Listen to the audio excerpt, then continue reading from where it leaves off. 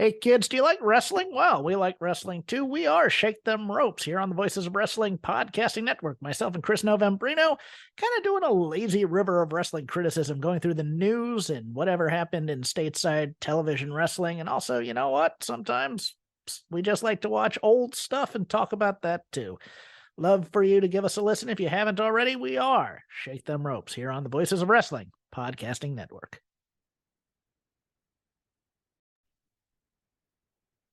Welcome back, everyone, to the Gentleman's Wrestling Podcast. I am your host, as always, Jesse Collins, and joining me, a first-time guest on the program. We heard from her co-host a few episodes ago, but we already talked to Sarah. Now we're talking to Trish.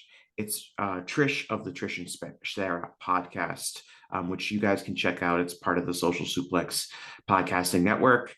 I'm sure a lot of our listeners are already familiar with it, but thank you so much, Trish, for joining the show. Thank you for inviting me.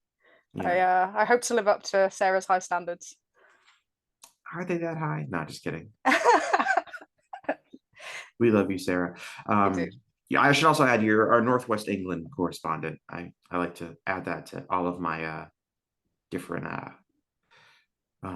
people. I mean, I will say, like, so you obviously podcast regularly with someone from America. If you ever tell people that you have a podcast with somebody from America, are they like impressed that you know somebody enough to do that? I think they're more interested in the logistics of it and kind of how it came together than they are in terms of that you can do that. But I do think it helps. I think it gives different viewpoints and different perspectives than having people kind of from the same background, same country. And yeah, and then the difference in the voices and kind of the way we approach things. I know people get a real kick out of sometimes when I'm a little bit more reserved on something and Sarah just goes off in. So yeah, I think it's a really good dynamic for us to have. But yeah, people just are like, how do you do it? How do you manage the times? And some of them can be quite challenging. But yeah, that's why we do every 2 weeks. Well, I feel like, at least in my experience, like European wrestling fans, they're used to just having to do stuff at odd times for them because the shows, for the most part, don't run at a time that's necessarily convenient for them. Yeah, we're used to the night watch. So Yeah.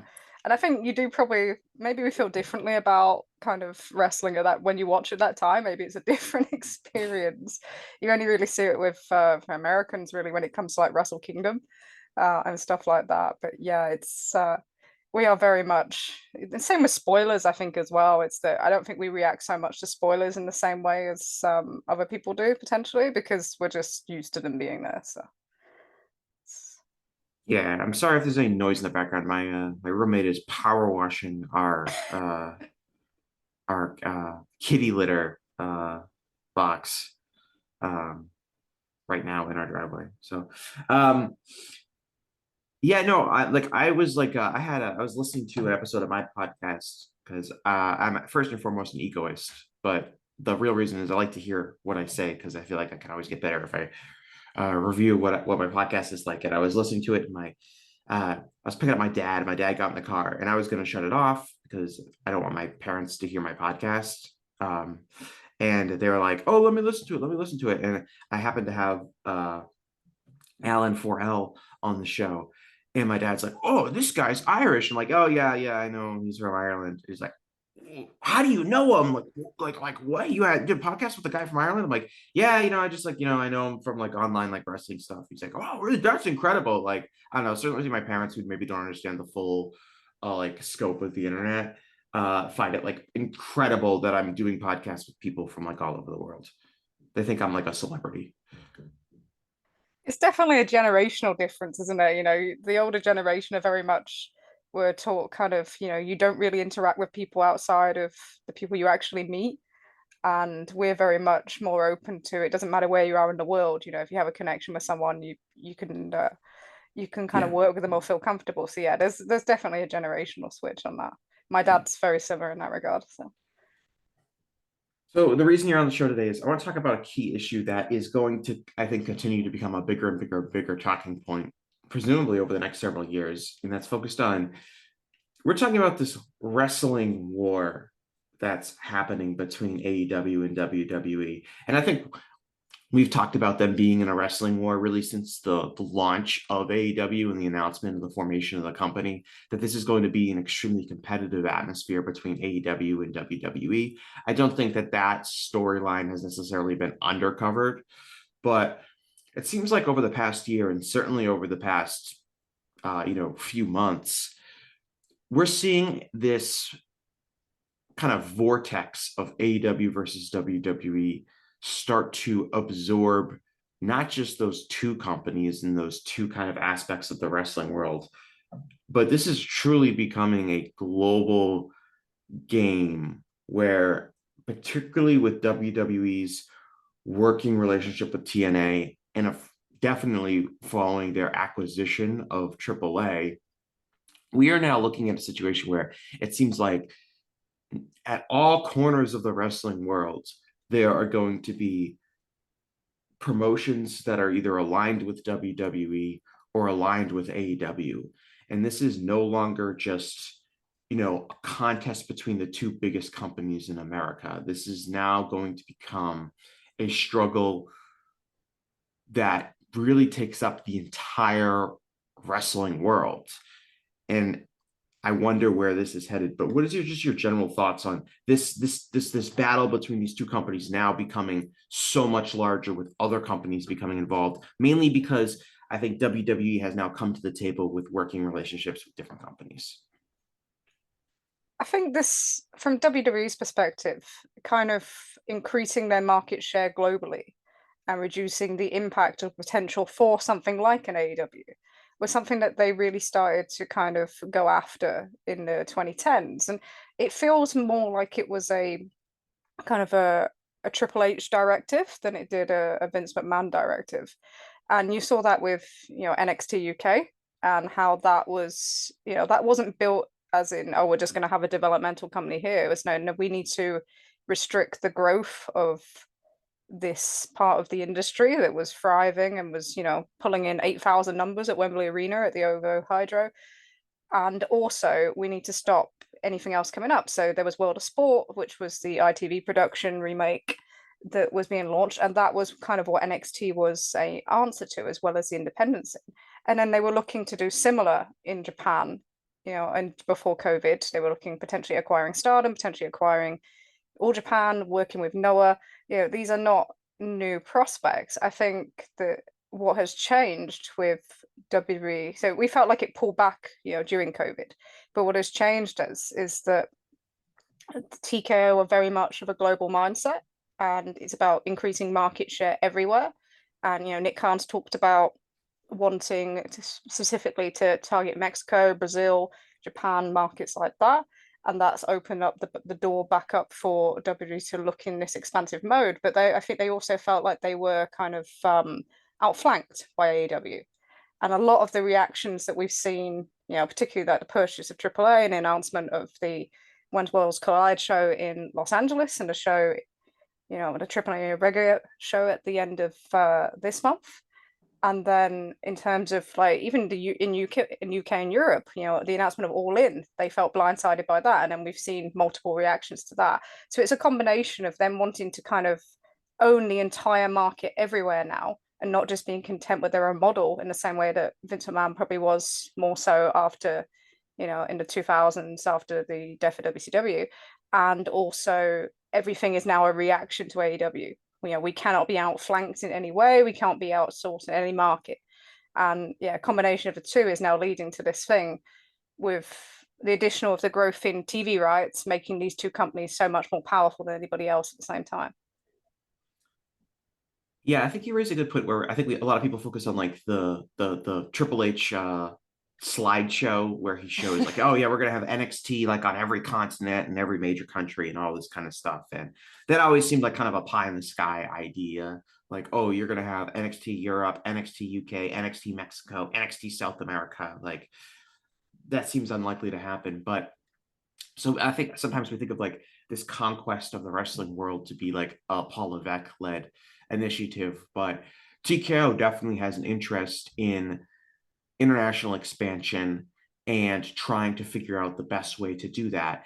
Now, I would hesitate to guess. In most countries, WWE is the most popular wrestling company in the country. I would say that's probably true for all but a very, very small handful of countries, particularly Japan and Mexico.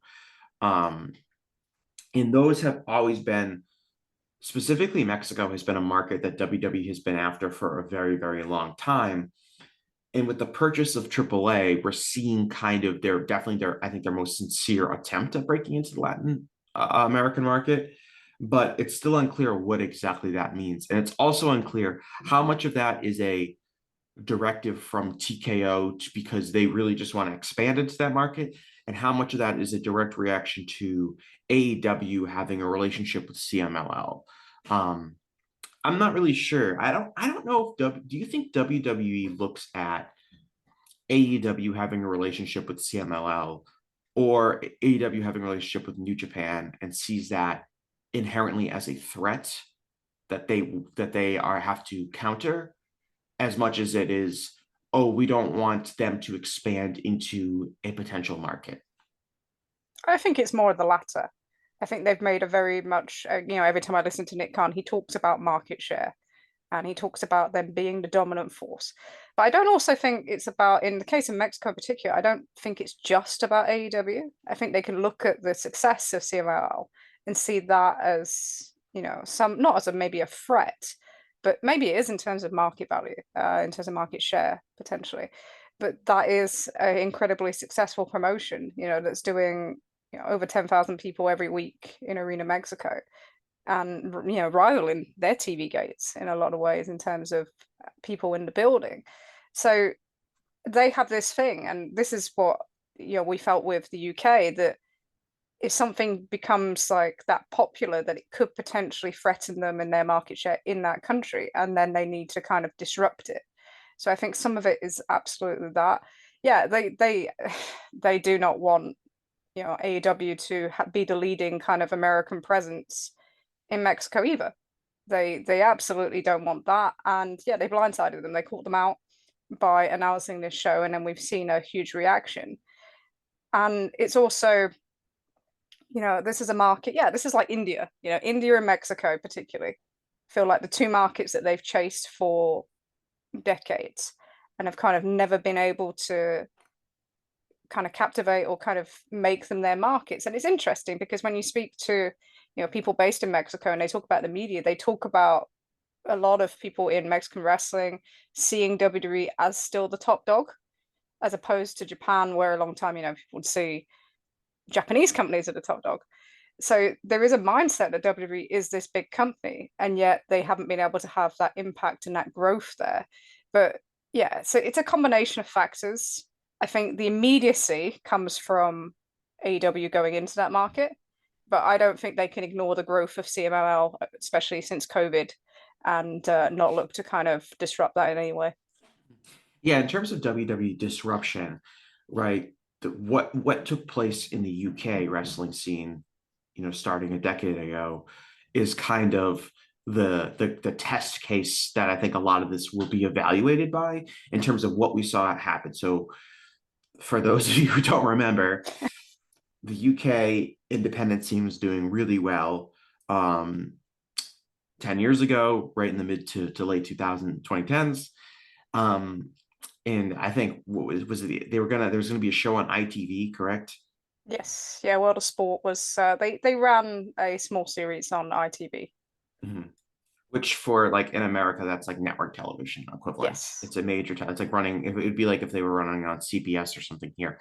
Mm-hmm. And that was basically, along with just an overall sense that there was a lot of popularity in wrestling in the UK. And WWE had kind of underserved the UK market in a lot of ways. In the years leading up to that, we saw definitely like TNA would come to the UK and kind of make that their kind of market. They would always do really good houses in the UK. I know that they had a good TV deal, relatively speaking, by TNA standards in the UK. And I think a lot of that was because WWE was neglecting the United Kingdom market. But basically WWE decides we're going to get really involved. So it starts with they did it start with NXT UK, or did it start with the announcement that they had partner promotions in the UK? Um, it kind of started, yeah. I wouldn't say that it really kicked in until they got to NXT UK being announced. So So NXT UK gets announced, and they yeah, sign a lot of the top indie talents that was working frequently in the UK.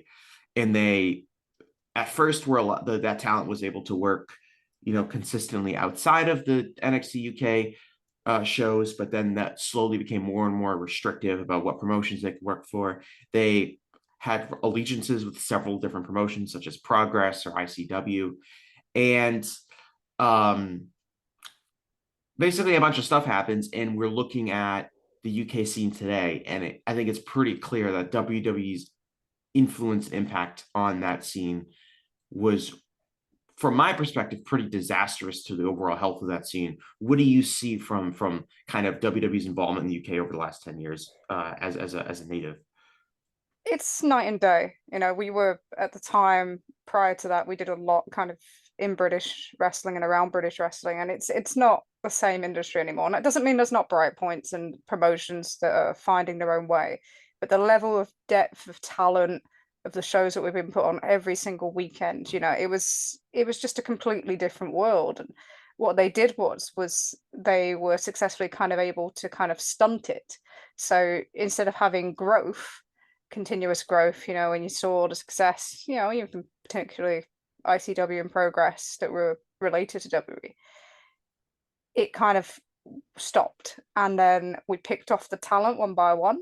And at first it was like, oh, we need, to book this talent, you need to have this, this, and this. And then it was, okay, now we're going to control who they work with, and then we're going to control the finishes. And then we're just not going to have them work kind of anywhere else. And then we got to the point with the NXT UK shows where they were encountering kind of shows for New Japan or things like that. So it started to become, anything else that could be come into the market and fill that void was then to be opposed. And I guess it was kind of twofold. So their aim was to not just stop the growth of the UK market, but stop something like AEW from existing. That talent pool was to be their talent pool rather than anybody else's. But what it also did was create this kind of system where you have all these people in a warehouse who aren't really working as much, who then development stops as well. So none of them are able to progress and change anything either. And then on top of that, yeah, I think that what they've done now is you have this system now where there are people coming through, but as soon as they come through, they're looked at, and they're looked at to go into their system. So there is no way of these promotions ever reaching that sort of point ever again at this time under this context. So the UK there's no one in the UK now that is a threat to them. Yeah, and there's a lot of aspects that I think were downgraded by WWE's presence. For starters, the companies like ICW, like Progress, that made like allegiances with WWE, they did not come out of that relationship more healthy than they were before. And so you have that as a major issue. You also have the fact it's not like WWE UK is a dead concept. It's not like it came in and successfully replaced the UK indies. It came in and disrupted, then it itself died and left basically ashes in its wake. It's not like WWE replaced it. They really just destroyed it and left. Essentially, yeah. And they weren't, it was hard for a lot of that talent as well because they weren't paid well. Mm-hmm. And you're living off this theory of a dream of going to NXT and then going to the WWE roster. But I think a lot of people were burnt by that experience as well, who have come back to the scene, and a lot of them that have come back just aren't the same either. You can feel that when you talk to them. And but it's also interesting because what it did do is it's changed a lot of the way that those people work too. So they have kind of brought into the WWE mindset of this is how we need to wrestle. Mm-hmm. And so you have more of that influence in the UK than you did previously too. There's less variation. I can feel that quite consistently, no matter which promotion we watch, small, large. And yeah, so it's an interesting one but it was so their aim, it was entirely successful.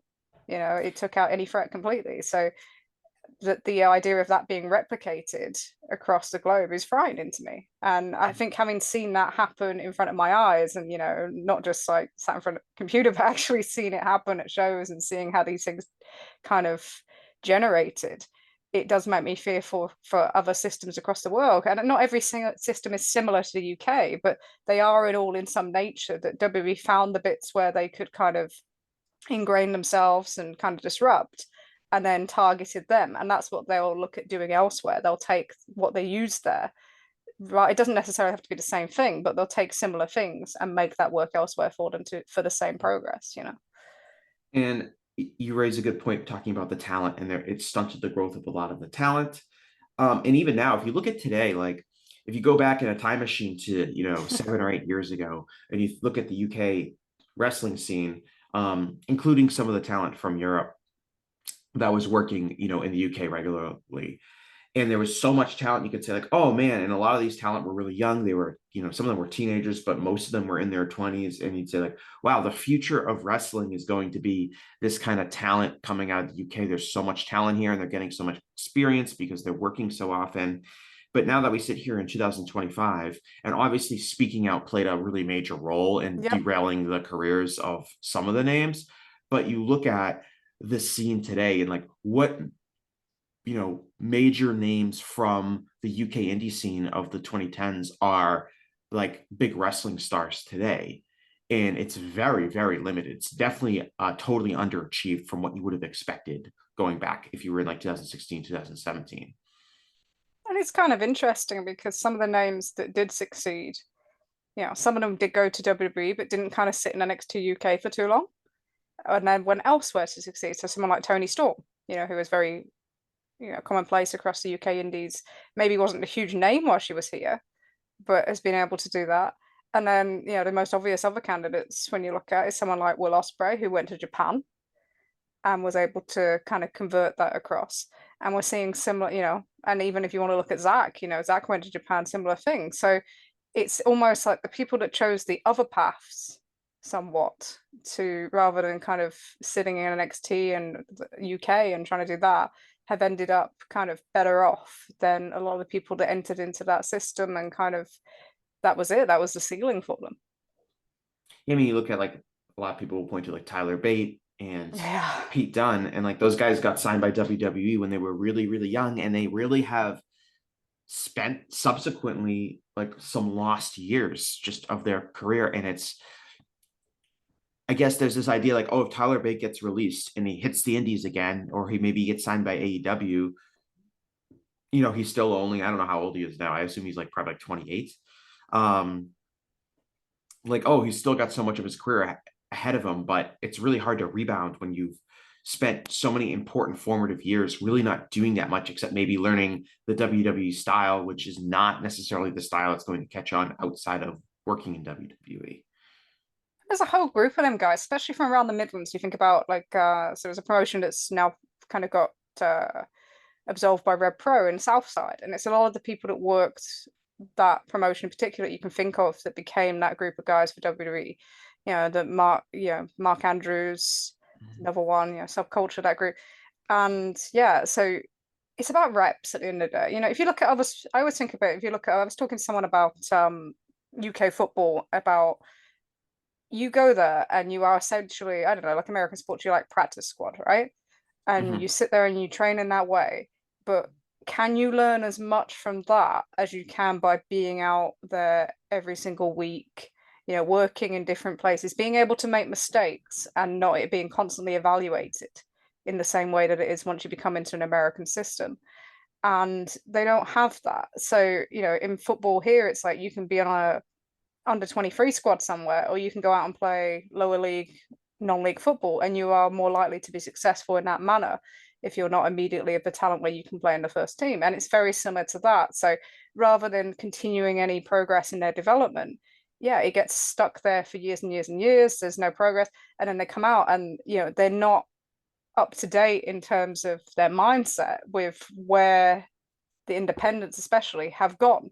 and they then bring the WWE, they bring the WWE mindset back. I've heard them like plan matches. It's like, we can't do this, we can't do that because that's not, and that becomes then ingrained. And then, yeah, we're not seeing, I can't think of I'm trying to think of who has come out of that system in the UK from that period that's come back that then has been successful or been able to, make their name again. And you really don't see it. You see people that come in and do kind of bit parts. So like Trent Seven goes back into Progress. The Rev Pro show did the first show at the Copper Box anniversary show. But they're kind of coming in and doing kind of, it's like journeyman's kind of stuff. So you come in, you lose to a top talent, that's it. We're not really seeing them being able to come back in and make an impact in the same way. So yeah, it's a real game changer. And I do think that's a big part of it when we look at something like AAA, and in Japan as well. It's like, it worries me is, and this is, AEW is starting to develop a similar kind of problem as well, is where you're acquiring this talent and you're acquiring them young, but there is no reps. There is no way of kind of getting yourself out there. And all of a sudden you're making your mistakes on TV, there's an expectation on you, but you're not ready to be in that position because actually you still need to grow.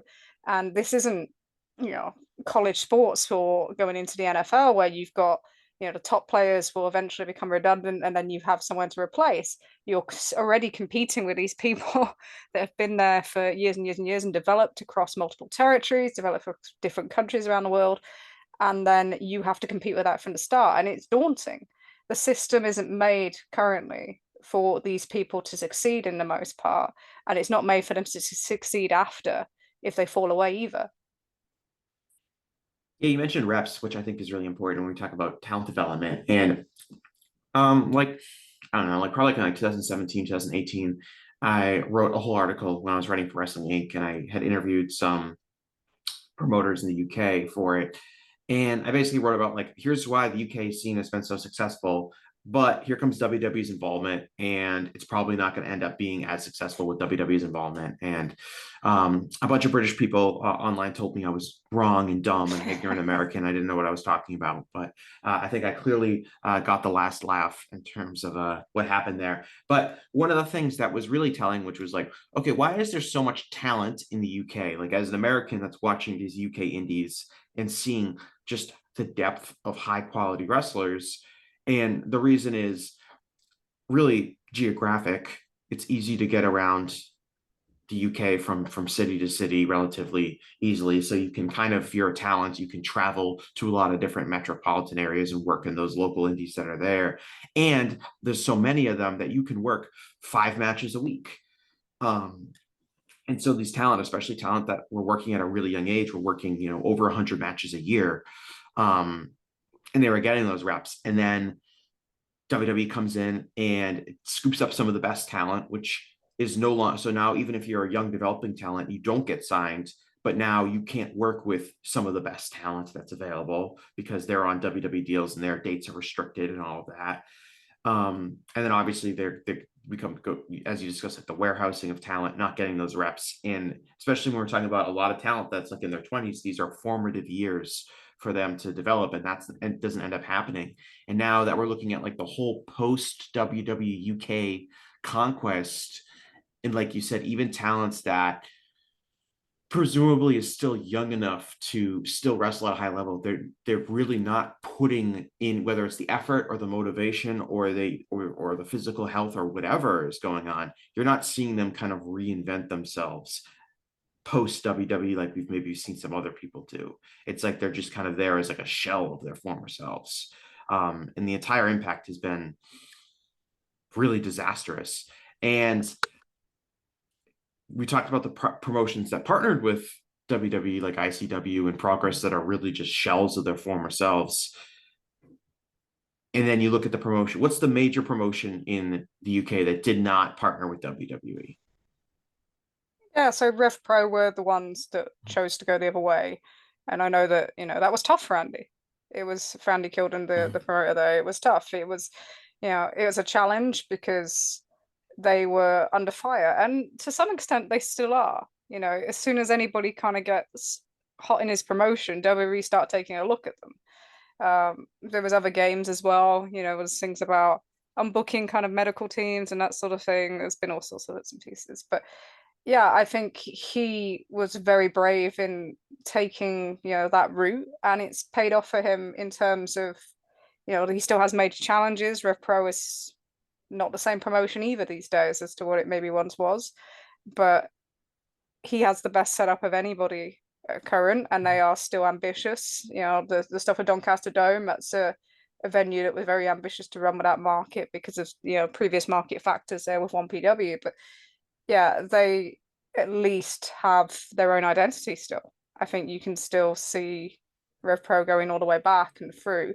and are able to have the relationship with AEW, to have a relationship with New Japan and with other promotions as well. Building relationships in Europe, in Spain, in Germany, in France. So yeah, they I was at the time I was we were kind of interested in what they were doing because everyone else seemed to fall by the wayside very quickly.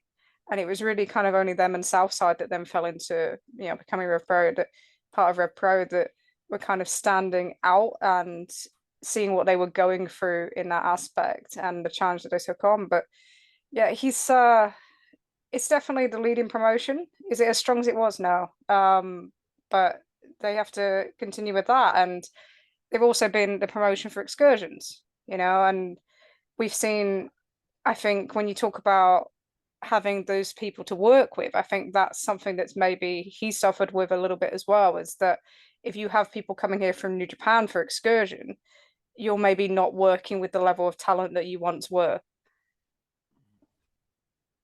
Yeah, I mean, with Rev Pro too, so they make a decision. They had a working relationship with New Japan before WWE really gets directly involved in the UK.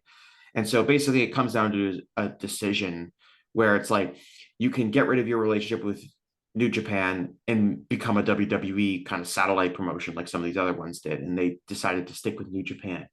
And this is before AEW is ever even really that much of a concept, let alone a functioning company that could maybe point these relationships. Now, when we're talking about this kind of wrestling war, you have, if you don't want to become a WWE related promotion, you do have another, not as, but still very powerful American partner that you could form a relationship with. And we're seeing that kind of, to me, it's almost like becoming like Coke and Pepsi, right? So like Coke and Pepsi, right? They have their competing cola products, but they also have their competing like Coke has Sprite and Pepsi has like Mellow Yellow, and Coke has Powerade, and Pepsi I think has Gatorade, and like they all have like their own versions of different drinks. And I feel like that's where we're headed with wrestling, where it's like, all right, AEW has its Japanese promotional partner, New Japan, and now WWE has its Japanese promotional partner in Noah, and AEW has its Mexican promotional partner in CMLL, and so WWE buys AAA. And so we're seeing this kind of, these two big companies, if they're not outright buying other promotions like WWE's purchase of AAA is, we're seeing them really put their tentacles into every single corner of the wrestling world in hopes of influencing it, in hopes of controlling it. I do think that a key distinction is I think WWE and AEW have different goals in mind with what these promotional partners, what they expect to do with these promotional partners and what they expect to do in these other markets. I don't know if you might disagree with that, but it's a very interesting thing where I think we're now seeing these tentacles extend throughout. There's nowhere is safe, right? Even the US Indies, those have their own kind of relationships. So it seems like we're gonna continue to see that basically anywhere that wrestling is popular. You kind of have promotions now having to choose whether to be a target or not. So I think that's the difference. So it's not just a case of choosing, whether you want to be aligned with WWE or AEW, but sometimes you're making that choice potentially. And I think this is something that we're seeing with the US Indies, that, you partner with WWE, so you are not a target of WWE. that they don't go with others and make life more difficult for you. So some of it is more of a defensive aspect than actually a choice. But I agree. I gotta say, I think a lot of indie promoters think of the idea of working with WWE in any capacity is like their lifelong dream, and they would just absolutely love to have a WWE developmental talent on their show and to have some sort of match that has some sort of connection with WWE. I think that's what a majority of the independent promoters mindset is. Definitely on the East Coast, especially the East Coast. I remember talking to a promoter who's there in New Jersey a while ago, and you can feel that mentality that WWE is, that is the place that we want to be connected to. So yeah, there's absolutely an element of that, and there is also an element of, some of them have struggled with partnering with AEW in the past through just organizational things mainly, pulling a talent, that sort of thing. So that's not helped in their influence in this aspect. But for me, it's more, the choice kind of worries me in some aspects because, yeah, everyone's now going to have to make that choice. That's what it feels like, no matter where you are in the world, no matter whether you're in Singapore or you're in Chile or you're in, US, UK, everybody's going to be making that choice. And then what does that become? Because you then have these systems where no one else can really develop a comparable system or something of their own. Everything is becoming more influenced by the American style, and you then have less variation. And then everything ultimately is to reach these two companies. And that's probably the biggest concern in, Mexico and Japan particularly. But that's how it feels. So, but it's interesting because for WWE to be doing kind of what they are with the independents, it's not just about seeing off AEW. It kind of says something about their own developmental system at current as well. Yeah, I think that's a really good point in terms of like when we see like development style and wrestling style, is that going to be, how influenced is that going to be if all of these promotions, no matter where they are looking at how can we, if the promotions are thinking, how can we please our American overlords? How can we please Tony Khan or Paul Levesque with, let's teach our talent how to work the way that they want their talent to work. And I think with WWE, that's a very rigid, clear identity of what they expected WWE talent to be like. I was talking to an independent promoter who, runs a lot of WWE ID matches and things like that. And his whole thing was like, he was like bragging to me about, oh, we know how to do exactly what they want. They know that they can trust us to prepare their talent the way that they want to be, which is basically like, we've watched NXT and we know what they want their wrestlers to be like, as opposed to a true independent wrestling promotion with talent learning in a distinctly different, independent way. And are we going to start seeing that trickle into also like international talent development and things like that? I think with WWE's purchasing of AAA, I think we're definitely going to see, we still don't know a lot of details in terms of like how involved is WWE going to be in the booking of AAA? Are they going to be deciding a lot of things?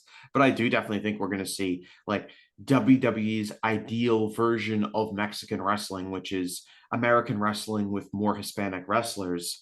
As opposed to as Paul Levesque called it, a traditional lucha libre promotion, which AAA never really was anyway. But it will definitely lose a lot of that if everything is done to be like, let's try to please WWE, and the talent is all looking to get either with WWE or AEW, because that ultimately is probably the goal of most talent working in wrestling in the world, and certainly in like the United States and Europe. And it's complicated because, yeah, you can see that with the WWE ID system, they're identifying schools. So the idea is that you train the way they want you to train from the very, very start.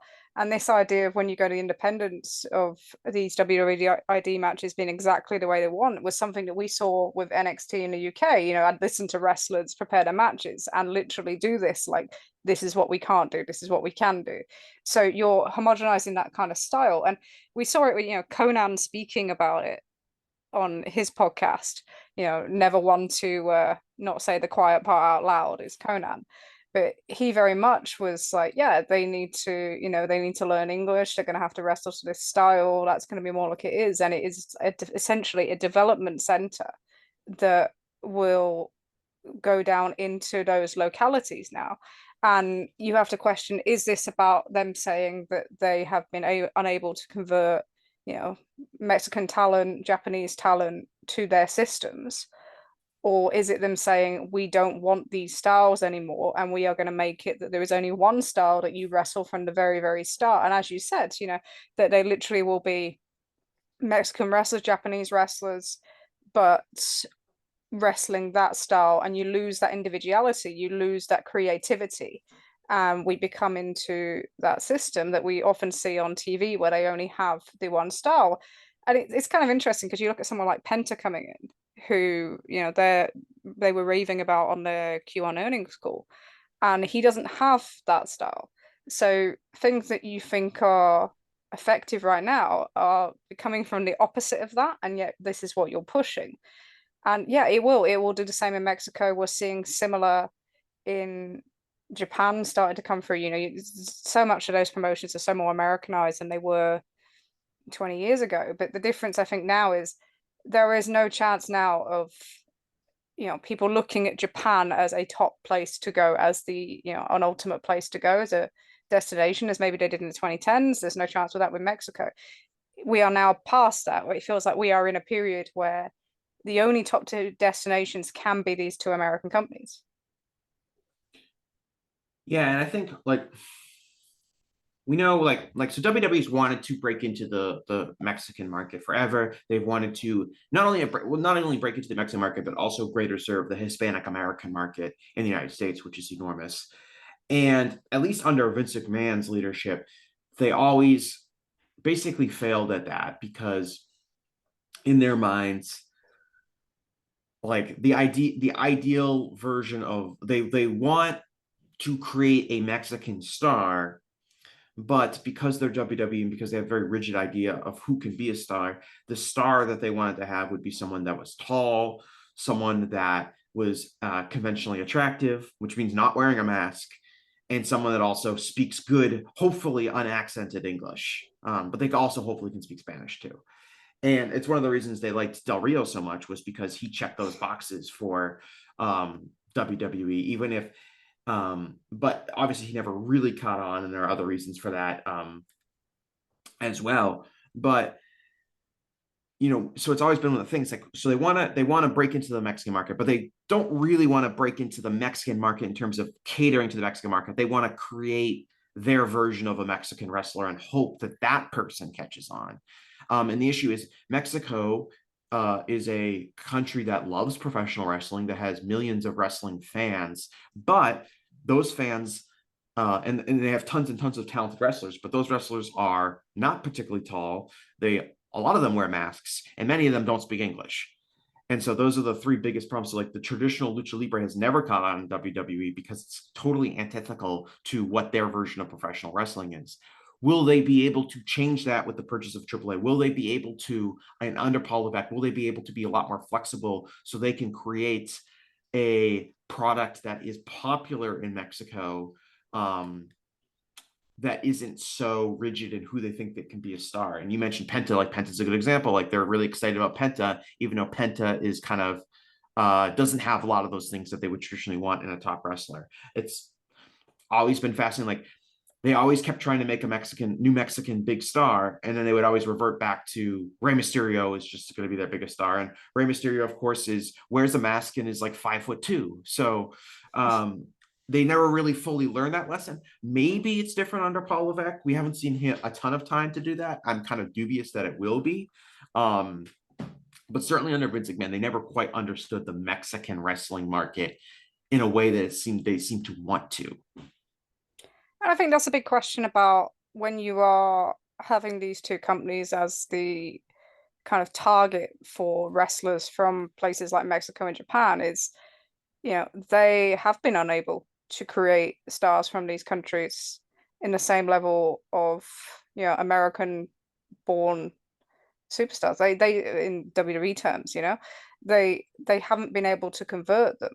So they're seeming to be blaming that the system is not in place for that to happen, rather than looking at, what do we need to do differently, or what are we not doing to emphasize their kind of individuality, to give them the same opportunities that are given to their American counterparts.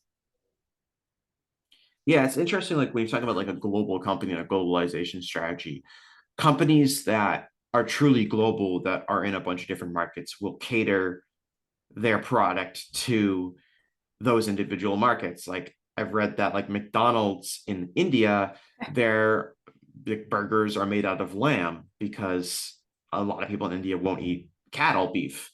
And like I don't know, like WWE like would probably, if they were like running McDonald's, they'd be like, oh well, we'll just serve them beef anyway. They'll get used to it. Or this is what we do. You have to make a burger out of beef. And I just don't know if they have the flexibility to make that kind of decision making, or even if they want to. I point to like I think like WWE and AEW have different goals in mind. I don't I don't think Tony Khan wants to run like New Japan Pro Wrestling, or run like wrestling in Japan and run wrestling in Mexico. I think he wants to be able to do stuff in those countries, and I think he wants to have access to those talent, but I don't think he wants to conquer the wrestling world in a way that WWE clearly. I think WWE would be like extremely excited if every other wrestling company in the world died and it was just WWE on all 7 continents. They almost see themselves as like Americana, don't they? And it's weird because you mentioned like McDonald's being flexible, and I always think about the Japanese menus and everything. But they seem to think it's like, this is America as our product, and we're going to use that to kind of as an example to the world, and everyone's going to buy in. Well, there's certainly a level of American arrogance where it's like, well, clearly we're the best, we're the biggest, we have the most money, everyone will love it as soon as we just shove it right in their face. Yeah, no, absolutely. And it's, yeah, you're right. All they've looked at is they thought, right, okay, so in order to conquer these markets, rather than to kind of look at what could be attractive to them, what we've done is we've presented someone that often might not actually be from one of these markets and said they are. Or we found somebody that is from one of these markets and but fits our kind of thing, and we're going to run with them there. So there's a lack of adaptability and kind of creative thinking, and I think that's one of the biggest questions now with them is, do you have the people and the capability to kind of adapt to that, or are you going to use blunt force? And it depends on their aim. So is their aim to kind of control market share and be disruptive, or is their aim to actually kind of produce an alternative that's actually viable to that market? With AEW, it's a lot of it's reactive. So you're having to be reactive because you are faced constantly with this threat that is trying to negate your growth, not just in the US, but globally, and knows that one of the ways it can do that is to affect your partners as well. And it's difficult because for someone like Tony Khan, his main interest is AEW. It has to be. So that everything rides on that. So if you see talent and that sort of thing coming through, or the things that you want to kind of use or impact, you will do that. And it can mean that sometimes it can feel like, they're all being poached, that everything else just becomes a pipeline to you. It can also sometimes feel like everything that AEW does has to be the kind of the dominant force, has to feel like everything else defers to it. And I think that was a bit of a prevalent feeling running up to Wrestle Dynasty this year, where everything kind of was from New Japan side, very difficult to kind of organize and put together because of everything had to kind of defer to whatever was going on with AEW. So it's not easy, and he has to prioritize his own kind of company. And I generally do think, he wants to keep wrestling strong globally. He's a fan, he's a long-term fan, he wants that. But he has to react to everything that WWE does. It doesn't always mean that other promotions are incredibly receptive to it. But that's as a system that we're in, and it's WWE are forcing the issue. I think that's probably the key point. They are the force behind this, and that means that sometimes AEW's relationships have changed. They're not as much partners on the same level at times as they were previously. Yeah, in regards to like AEW, so I think when AEW first started, one of the key things that the company was doing was they had promotional partners. With, I mean, the very first show, right? They have the Shima and the guys from the Hong Kong wrestling group. Was it OWE? OWE, yeah. Um, they had them involved, and they had, you know, wrestlers from Tokyo Joshi Pro involved, and then shortly thereafter we saw, you know, a relationship with AAA, we saw a relationship with New Japan Pro Wrestling, and with the first Forbidden Door show and everything. And at the time, WWE didn't really have any promotional partners, and this was a very key, I think, aspect of AEW that would just make it a distinct product and an alternative to WWE, which is like, this is a promotion that's going to have promotional partners. They're going to have those wrestlers on their shows, and they're going to have like the biggest stars from those promotions and also treat them in a way that WWE probably wouldn't, which is in a placement of success. And even today, like AEW would never do something like what WWE did with Joe Hendry at WrestleMania. They wouldn't take like, they wouldn't. Can you imagine if like AEW had like Hiroki Goto come out and lose a squash match to like Adam Copeland or someone like that, like on a big show? Like, it's just not going to happen. And that helped make AEW feel like a distinct product, because this is something that WWE is not going to do. They are not going to have what feel like respectful relationships with other major wrestling promotions. And WWE still really can't do that.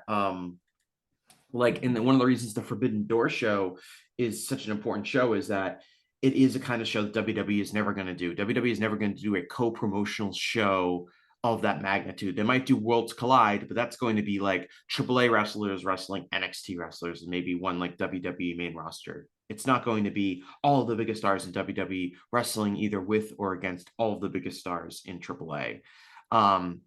And that's a key distinction. And also, like, WWE can't do it because WWE's cultivated a fan base that, you know, for a lot of reasons, in a lot of aspects, reacts really negatively to any non-WWE wrestling unless it's really presented with the WWE stamp of approval, as opposed to the AEW fan base where you could have, you know, a Tomohiro Ishii come out on an episode of Dynamite and the crowd's excited to see him. I don't think if you brought out like Ozawa to an episode of Monday Night Raw, the crowd would be particularly enthusiastic. Almost nobody would know who he is. So there's a part of it is a different fan base, and part of it is also because WWE has really spent years and years and years and decades cultivating the identity that anything that happens outside of WWE is insignificant. And you can see them, they live in a weird paradox at the moment, because you can see them trying to acknowledge more from outside WWE. You know, even if you listen to their commentary last night, they'll talk about things that happen outside WWE and some of the accomplishments that people have had.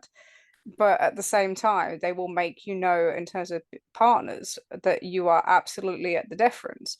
So if you look at, you know, the pulling of Omos from Noah, that was very much, he's getting off here, we're just going to take him off and he's not going to do anything.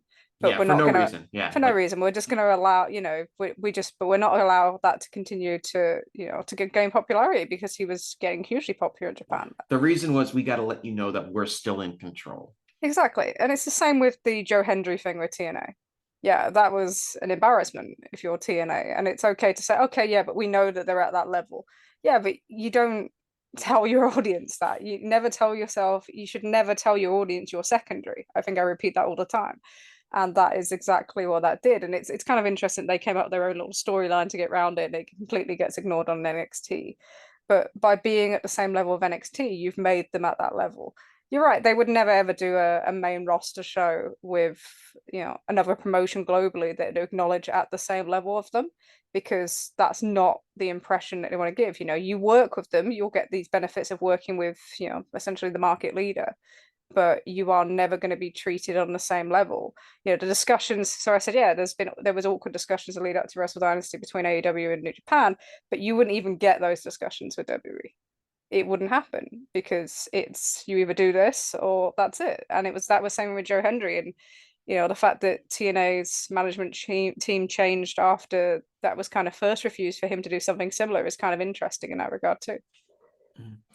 You mentioned earlier, like, everything AEW has to do is enlarge way, like a reaction to WWE being involved and being in the market. And I think that's definitely true, especially when you talk about talent acquisition. And I think in an idealized wrestling world, AEW would have talent, young talent that they like, but they would allow that talent to continue to foster and wrestle in other promotions, gain seasoning, and then maybe be signed by AEW.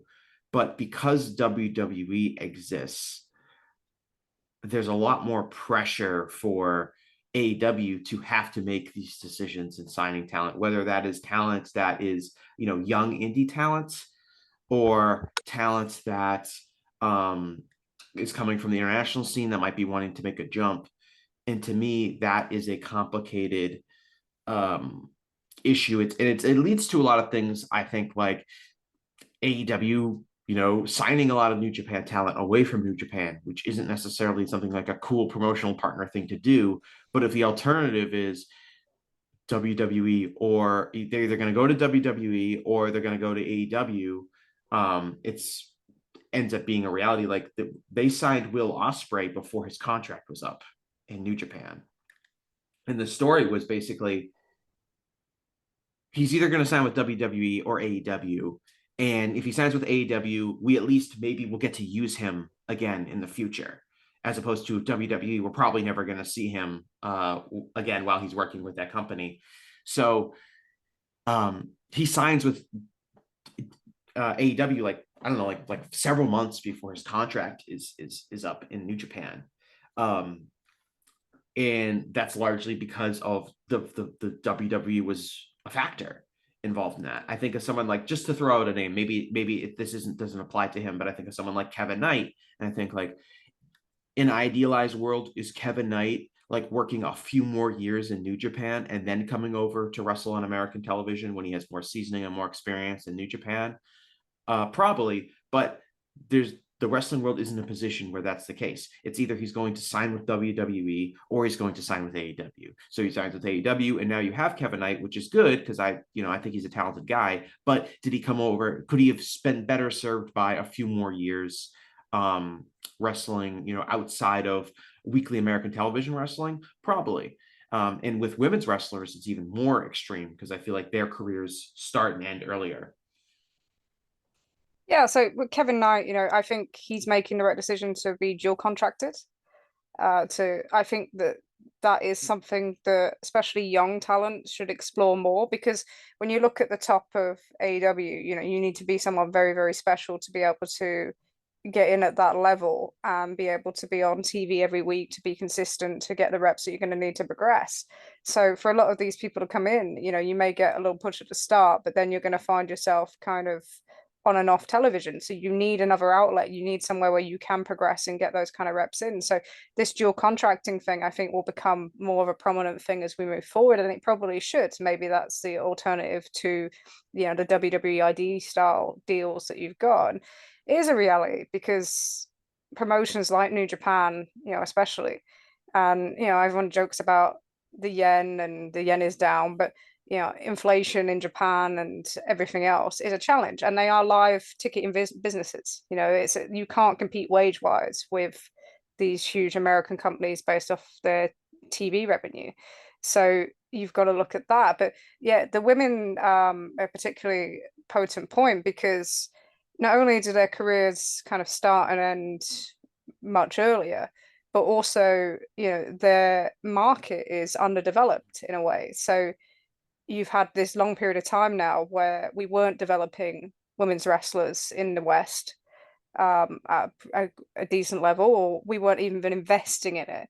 And now you're playing catch up. So they've recognized, a lot of companies have recognized that, especially when we talk about it with sport all the time, that there is a huge gap for, and I know you spoke about it on your last podcast, about women's wrestling in particular, following other sports, of being something that can drive popularity of wrestling.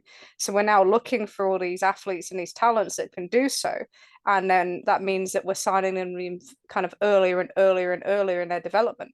So they're not getting that time. They get much less time than what the men do to develop outside of, these two big companies. So they're then very much on screen, and then you have to learn on screen, and you're judged on everything you do straight away, and then you have that additional pressure. And if you're going to the performance center, you're training, and you're on NXT, and the bodies are not holding up as much. That's why ACL injuries are a big thing across women's sport consistently, but they're seeing that because you're not getting this kind of build up of kind of your body, and that thing of kind of taking bumps or kind of that workload. All of a sudden it's a sudden workload, and I think that's what's leading to additional injuries. So yeah, that's one where the system probably, especially for women's wrestling, it has to change somewhat. And if you look at what they do in kind of Stardom and that sort of thing, what they've had to kind of bring in with the amount of talent they lost, there is so much benefit from their rookies coming in and working night after night with the best talent in the world. And you have to find a way to do that now in these systems that we have now, rather than just kind of signing them very young and as soon as they show any sort of promise, because you need to keep them away from WWE. So it is something, since AEW have kind of lost Dark and that sort of thing, I don't think Ring of Honor replaces it. You need to look at how do you do that to develop these talent at a similar level and within the kind of constraints that you have. I mean, I think that the point, I think from WWE's perspective is like does WWE even care about developing talent to wrestle at a high level? I feel like but especially with the women's talent, unfortunately, the standards, they would rather have their women be good at acting in backstage skits than they would be competent pro wrestlers in a lot of ways. So do they really care about reps and talent development and making sure that they have wrestlers wrestling at a certain high level? I think they would want them to be at some level of acceptability to a degree. But at least in WWE, I get the impression that especially with women, but really for all the wrestlers, wrestling talent isn't in-ring ability and experience isn't really valued that highly. They don't want them to be doing that. It's certainly not what they're doing necessarily in NXT. I don't think that you just learn wrestling talent by being out in these, in different kind of companies and experience and getting, you look at and maybe this isn't what they want, but you look at the people that are able to adapt the quickest to different things, especially when they talk about, Triple H talks about who doesn't adapt and who does to the main roster, that sort of thing. You're more likely Triple H, who never adapted to anything in his single wrestling career. Just make good friends. But a lot of them, the people that know how to adapt quickest to those scenarios, to things that happen to them, are the ones that are able to succeed. So when you look at the four horsewomen that come through, so Becky Lynch, Bayley, Mercedes, Charlotte Flair, the ones that were able to adapt the most were the ones that had experience outside of that system. So you can train people to do the backstage skits. You can train people, they talk about, I was laughing at the WrestleMania commentary in some ways, where they were talking about Tiffany Stratton just being a straight replacement for Charlotte Flair because she can do a moonsault and then she talks like this. But if that was the case, then people like Io Sky wouldn't be as successful as they are. They are successful because they are different. And you wouldn't be looking at putting women in your WWE ID program if you thought that your system was producing exactly what you want. You've got someone like Zara Sakir, who works quite often for TJPW. You've got people who are out and about doing that. And I think the addition of WEID is a mission that they need something different in their system. I think it shows a level of acceptance of there's a failure in what we're doing currently. And as much as you can look at them and say, especially because of positioning that they're given, the women in WWE are given, quite strong position at times. Maybe if you want to do it in comparison to AEW, that has got stronger in the last year. But it's I think they recognize that women are going to be a driving force, but I do think that they feel like they need more. And I don't think you can just put names in there. I don't think you can just replace a Charlotte Flair with a Tiffany Stratton or anything like that. I think they do need to have things that distinguish them, because you need them to be marketable in that way. You can't just have everybody look the same. And I think there's this juxtaposition between kind of wanting to do that and the Neil program and everything else that they do, and bringing people through the performance center, and everything has to be the same, and we want Mexican wrestlers to come in and learn the same way, and yet having people that are marketable, because the marketability comes from the distinction.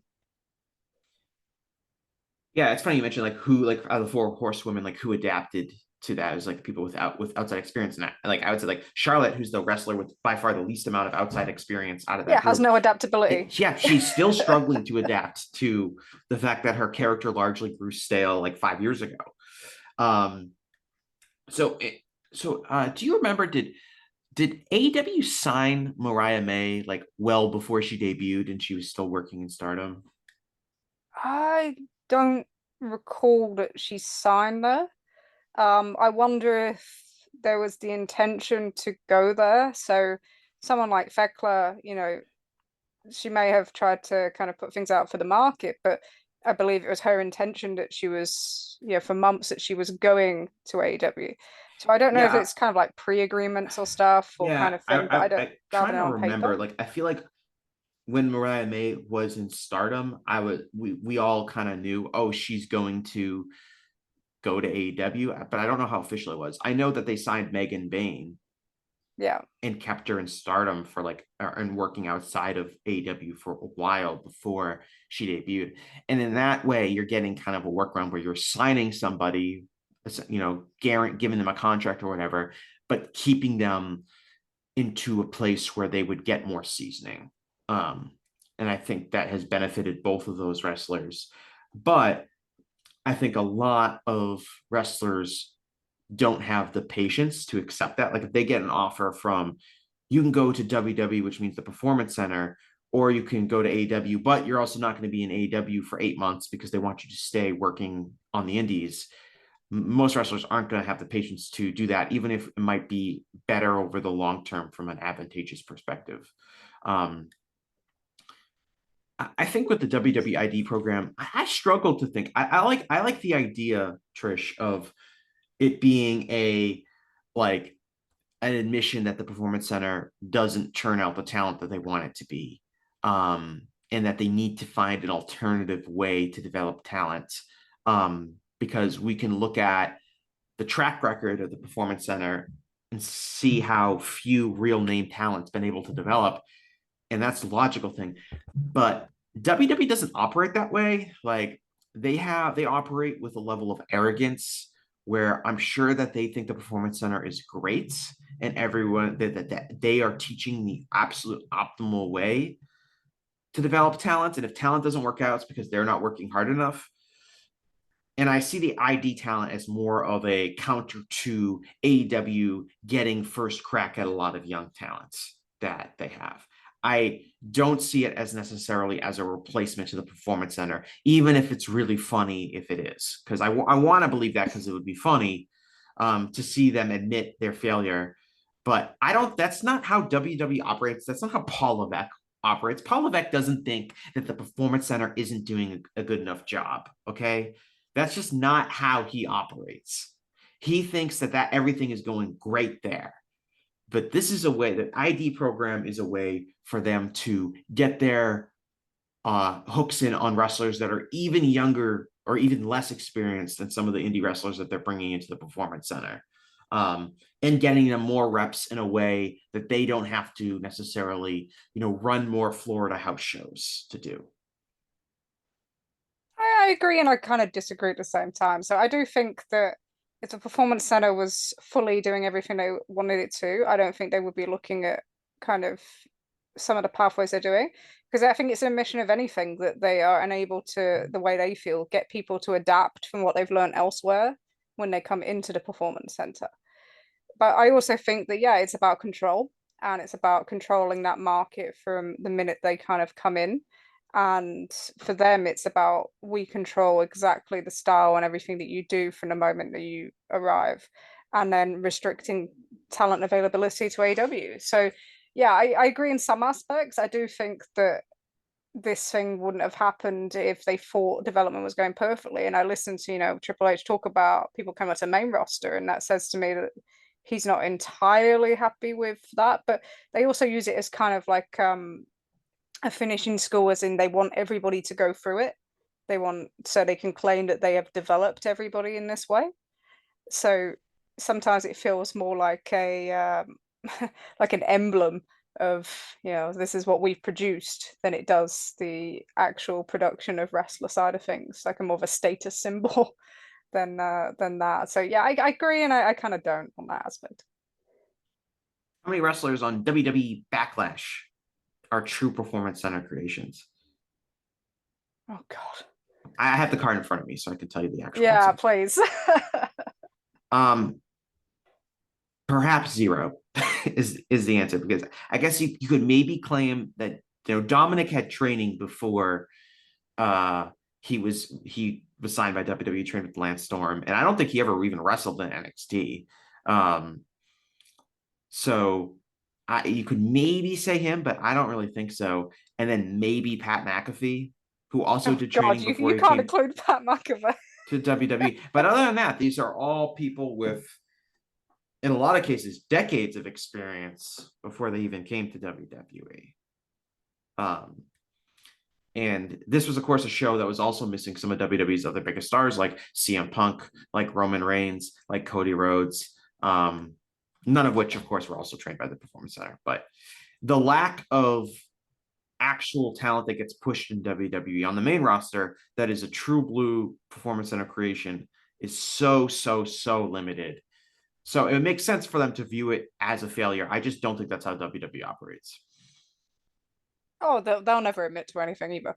You'd never get an admission of failure in that regard either. But yeah, that's an interesting card to think about, and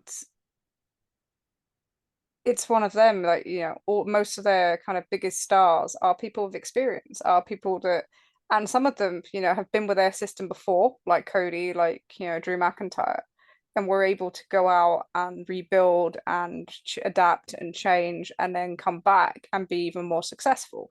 And you do have to wonder if that will be possible in the future with the system that they're building. Is it that they use TNA as like a fixing ground? Like, okay, you haven't worked here, you go there and let's see what you have there. But if you're going in and then working within like the same constraints in the same system, it's unlikely that you're going to be able to adapt anything and develop anything individually that's going to then make you more marketable when you return. Mm-hmm. Let me shift gears a little bit. How much of the WWE versus AEW, in terms of we talk about like the differences in their products, they have differences in who's running each company and things like that. But how much of their differences do you think come down to like just a fundamental cultural war between the established major company that people grew up with and the counterculture upstart? It's an interesting one because there's different influences that create some of the differentiations. So I think that one of the things that created so much of the working relationships with other companies was that the elite was so involved at the start of AEW. If that company had been built with, I don't know, Chris Jericho and CM Punk and people like that predominantly as the central voices, would it have started with those differentiations? Because a lot of those relationships were built off the relationships the elite have. And I think there is a question of it. You think about 2023, Summer Collision, and you think, is that the identity that product would have had without some of these other influences? I think that's kind of an interesting question. And yeah, you look, if you're going to be a Pepsi to a Coke, you need to look at things that identify yourself as different. And I think at times in recent years, AEW have struggled to do that because firstly, some of those things have changed. And secondly, WWE have basically tried to impact on all of them. So, you're the one that works with other promotions. Now we do. You're the one that has these in-ring great promo segments. Well, now we're going to try and copy it. We're going to mold into that. It's all those sort of things. So they try and take away anything that differentiates. So it becomes more difficult to see differences between them in that aspect. And that's the same thing where it feels like now with kind of moving into these markets, it's just another way of taking away any potential of you growing to be different in that aspect. And it all just feels like they got caught outside, with AEW kind of coming on board and their initial success. I think they thought NXT would kill it, and then it didn't. And then they had to adapt, and they're choosing to adapt by targeting kind of everything that makes them, individually strong. Yeah, I find I've been saying this for years, even before AEW was created, was that the biggest dividing point between wrestling fans when they're arguing online is people who only watch WWE versus people who are willing to watch other wrestling products, which, to be more blunt, would be, curious wrestling fans versus wrestling fans who don't care about anything that's outside of their immediate perspective, which would be watching WWE because that's what they grew up with. And that's what they associate their pro wrestling fandom exclusively with.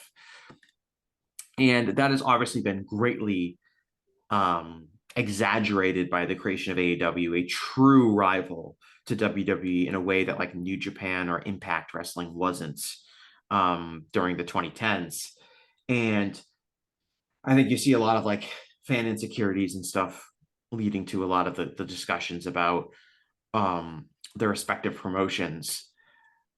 And I feel like that now we're seeing this now encapsulate more and more of the wrestling universe, where especially as WWE becomes more involved in other wrestling promotions, it's kind of counterculture to what WWE has taught its wrestling fans, which is that other wrestling does not matter. It is only the only thing you should ever possibly care about is what happens in a WWE ring. Yet at the same time, they're trying to break into other markets using other wrestling promotions, using the promotional banners, using those wrestling stars. At least that seems to be the attempt in AAA. But it just seems like really like WWE is trying to fight against a perception that it itself spent a long time creating and its fan base endorses heartily, which is that WWE is the only thing that matters. WWE is major leagues. What WWE does is correct, and everything else is just a small time thing that doesn't understand how to do big business. Strange one, because yeah, that has been their mentality for so long, and I think that mentality is still a huge part of that. But I think they have to battle with what TKO's kind of outlook is and what they wish to do as well. So something like AAA, you pick up some of the what do we call it? You pick up some of the characters, the things that you can use, and for someone like TKO, they're like, okay, we can use these characters for supplemental programming, for marketing purposes, for things in additional markets. We can use it to use for the US markets, and that's not necessarily how kind of WWE would think about things. They'll just think about, okay, so how do we become, our own invention, our own thing becomes that thing. So they have that contradiction where they have to fight against kind of not fight, but they have different ideologies are kind of clashing in that aspect of the way TKO want to kind of move forward and kind of that aspect, and then the way that WWE has traditionally been in that Vince McMahon mindset of only our stuff matters. And I think Triple H, whether he believes in it or not, is much more kind of he's worked out that it works for them to be more acknowledging of other promotions, and you can still show yourself as a top dog, and they will, but by doing so and feeling like you're more part of that kind of global market, is an easier thing for you to be accepted by people who otherwise would be kind of naturally against you. And I think they lost out a little bit in that first kind of few years with the AEW WWE kind of war discussions online and that sort of thing, in that they weren't seen as, I hate the word cool, but they weren't seen as the kind of the company that wanted to work with people, that wanted to make wrestling better. It was seen as like, regressive in so many ways. And they've done a good job in a way of countering that, and a lot of kind of aspects of not just their fans, but fans that are crossover fans that watch multiple promotions, that watch them. And we can see that, when we look at AEW's numbers whenever they're challenged by WWE programming, there's a lot more crossover now than what there was 3-4 years ago. So that strategy has been effective for them. So whether they believe it or not, I think it's a strategy that they'll continue to kind of employ that is working for them. Yeah, I think it's kind of interesting when Triple H first took over WWE, when Vince McMahon was ousted, kind of, but not really, for the first time. And like Michael Cole said, PWG, Pro Wrestling Guerrilla, on commentary. And people, they were like, yeah, look, things are going to be different, which tapped into a weird like ideology amongst some WWE fans where they simultaneously love the company and think it's awesome, but also desperately crave change. And so, or at least the illusion of change. So like acknowledging another wrestling company. Well, Vince McMahon wouldn't do that, but Paul Levesque did. That means things are going to be very different, even if they're really not that different. And WWE has in the past worked with other wrestling promotions.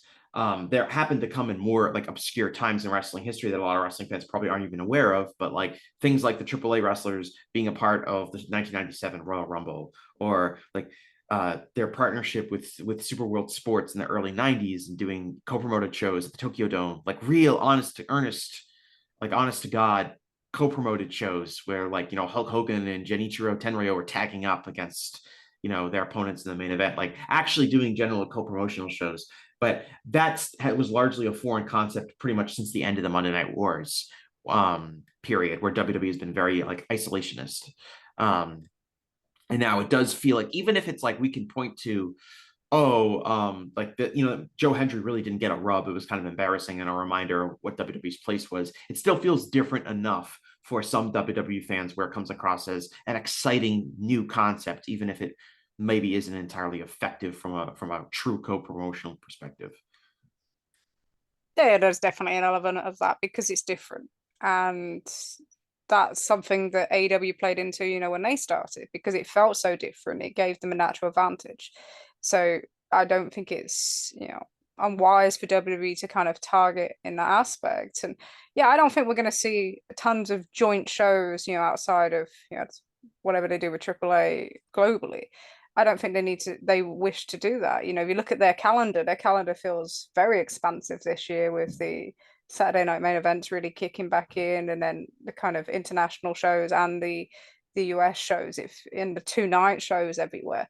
So it just feels like another way of flooding the market, but then it's just about influence. So, and some of it's not even kind of things that they're pushing. So if you look at like thinking about Pro Wrestling Noah and thinking about the Marufuji AJ Styles match they ran, you know, was it last year before last year? That was more pushed by their TV partners. So there's an element of, if you have, you know, a TV partner in that regard, that you may want to do things together between promotions. But the difference is they're not saying no now. You know, it's not just a straight no, we're not doing this, because they can see the impact that it can have. Yeah, it's really interesting. I'm curious from your perspective as a non-US resident, like especially in the like WrestleMania weekend buildup, like WWE leaning more into being a potentially more right-facing company from a political angle, and how that impacts this wrestling war between the two sides. I said this on my last podcast where I don't think AEW like openly courts being like a leftist wrestling company. I think there's some natural aspects to it as a startup alternative wrestling company that naturally leads itself to maybe a more left-leaning fan base. But I'm sure, you know, there are fans of both. There are fans across the political spectrum of both wrestling promotions. But I do feel like WWE, after trying relatively hard to be openly apolitical, have become more and more political in a more Trump-friendly way. Certainly TKO and certainly UFC is openly like that. And I think that's maybe influencing my thoughts on WWE trending down that road. But what is your thoughts about that as a non-US resident, as an international fan? Because I think that's kind of an underlying theory of a lot of this, as especially as the US political dichotomy becomes just more and more and more and more divided, and parts of our pop culture become more and more, you know, what side is this supporting? Is this a woke show? Is this a right-leaning show? Like, it's the way a lot of people in America think about their content now. And we've got professional wrestling, and this professional wrestling environment gets sucked into that as well. I think is a totally under-discussed topic. And it's maybe me reading too much into things, but I think it's something that maybe come to really define the differences between these two companies, and by extension, the differences between two sides of the wrestling world. I don't think there is as much impetus on WWE as a right-leaning company in the UK, or thinking about that globally. Mm-hmm. And that's not to say that they don't notice, some of those kind of trends or the association, especially with TKO, because, UFC and Trump, it's a very close relationship that everyone's aware of. But I don't think they look at it in that way, as kind of an arm of those kind of politics. Mm-hmm. It's an interesting one, because they've always said that they're kind of apolitical, but when you look at the stories and things that they've run, you would get a completely different kind of viewpoint on that. But I do think that for the way that people in other countries view it, is mainly just around content. I think most people in the United States view it like that too. But I do think we're leaning closer and closer towards, even if it's not explicit, at least coded as. Possibly, yeah. And look, you've got to look at it in terms of the reason why you can see the differentiation between the two is that I think it feels like in AEW, you are, as talent, they are freer to kind of display more about who they are in a way that they aren't able to in general now with WWE. And there are, why they are kind of hot, quote unquote. A lot of these things will go unnoticed, or will feel like they have lesser impact. But when things turn, and they do, because, wrestling is so cyclic, that these things will become more under the eye. And you can have, at the moment, let's be honest, as much as it's difficult for someone like myself who's left-leaning, or for others, that kind of right-wing culture is very dominant in the US. It's dominant, it's somewhat in the UK and in Europe as well. So at the moment, there is potentially a benefit for them to align in that manner, but these things can swiftly change, and you could find that feeling very different in a few years. But I don't think it's affected anything in terms of the UFC in this country, and I don't really think it's going to affect anything with wrestling at current. But it might be very much the case on an individual basis that you feel, more not affiliated, but more comfortable maybe with one promotion or another, depending on which side of that political fence they appear to you to be on. I think it's an interesting one, because in terms of diversity and kind of displaying that, there's been a real shift, I think, over recent years between WWE and AEW, where you see more diverse talent in AEW than maybe you did previously, and the other way for WWE. And that's not to say that they don't have, characters that are talent that are coming from different parts of the world, but just in terms of being able to display those sort of differences, I do think there's a difference. But it's also a case of, to order to that kind of to be seen as different, it's you have to not just push, but I think show those kind of differences, like real kind of promote them in a way, not in a tokenism way, but you have to show that you are different in aspect. And I think both still kind of shy away from that. So there's some aspects where it's actually, we're the way that we do business, especially with WWE, is very much we are this kind of big right-wing product. And some of the people that we involve, or we work with in media, you can see the kind of the biases. But I don't think that's a widespread belief amongst their fan base in particular. Yeah, I don't expect it to be wide yet. I just think as time goes on, it might broil into a bigger storyline. I mean, you mentioned like they want talent from all over the world and things like that, but are they allowed to are they really displaying that in a diverse way? Like we mentioned that earlier, like we were talking about like their history of wanting to get a Hispanic star over, but they want a Hispanic star who's tall and also speaks really good English. So they kind of want like, oh, what if we want, which is kind of like coding like, oh, we want like a Hispanic star, but also if he was kind of like a white star too, like he was tall and spoke good English, like Randy Orton or someone like that, as opposed to someone that might be more uniquely Hispanic in a way. If you look at like something like the El Grande Americano story, the problem is that you can see that playing into the right-wing tensions and the fact that this character that's basically a mockery of lucha libre is successful at the moment and was successful on their biggest show. Is the difference is that it's hard to differentiate that between what they're doing politically now and before because they've run so many stories in these veins previously. This really came and went in a way that I find kind of interesting, but I'm fascinated by this Roman Reigns Vanity Fair article that he did. Okay. In the week up to WrestleMania, where he just comes out and just says he supports Donald Trump, which has to be like did the reporter ask him that? It's not really connected to the rest of the story. To me, it feels like just like a random unsolicited endorsement. And it's a weird article anyway. It's like focused on his Hollywood career. It's got all these weird photos of him. Nobody really talked about it after it came out. I think that maybe speaks to people not maybe having a huge interest in anything that Roman Reigns does. But it was just I found it like totally bizarre. That again, like a company that stresses really trying to be apolitical would have its biggest star come out and say something like that. There was definitely a shift in their media strategy in regards of their portrayal as a political force in that week.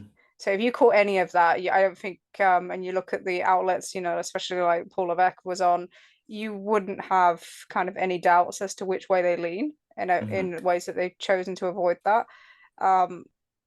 But yeah, I always have to battle and contend with the fact that right now, that way of thinking and that kind of leaning is the strongest, not just in Europe, but in the US as well. So it's not as much of a harm to say these things as maybe it depends on who your fan base. It depends on who your fan base is and the demographics of your fan base. Yeah, and their fan base is more, it's much more rural than AEW's. AEW is very much concentrated in cities, coastal cities, so very much more predominantly left-leaning in general than what WWE is.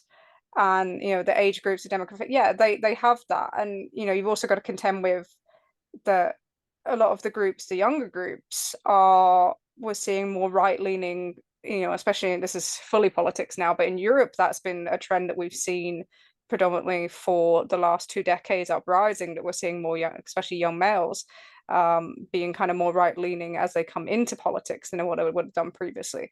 So I do think there's some general trends that we kind of have to contend with when we listen to them speak, and where it feels different because the political landscape is different to what it maybe was 10, 15 years ago in that aspect. But like I said, it's not a major thing. Like I agree. I would bet you 95% of wrestling fans view their wrestling as content, not reflective of any particular political view. But I do think as we see a divide between what are the divides between an AEW or an AEW adjacent promotion and a WWE or WWE adjacent promotion or WWE adjacent style, or what does it mean to be presenting a product in a WWE way versus an AEW way, if we're seeing that trickle down influence amongst their partner promotions or whatnot, that one side being like, again, I'll use the word coded, like being kind of presented softly in a certain way, and another side being presented softly in a different way. What does that mean? I thought it was interesting that, again, I don't know how super accurate this is, but like in the Observer, Dave noted that with the latest releases of WWE Talent, they really have released a lot of their queer identifying women, I think, over the last like 18 months. I think they had 8 people on the roster. Now they have 1, I think, are the numbers. And then Toni Storm on Collision last week, cut a promo where she said, "I am here, I am queer." And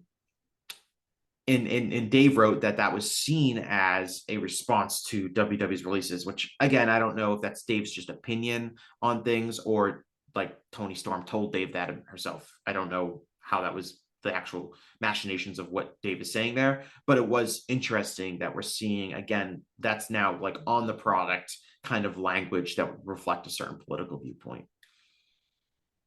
Yeah, I think we'll see more of that too. I don't think that, we'll see, it will permeate. So at the moment, I don't feel like a lot of people see that these things are permeating on screen so much.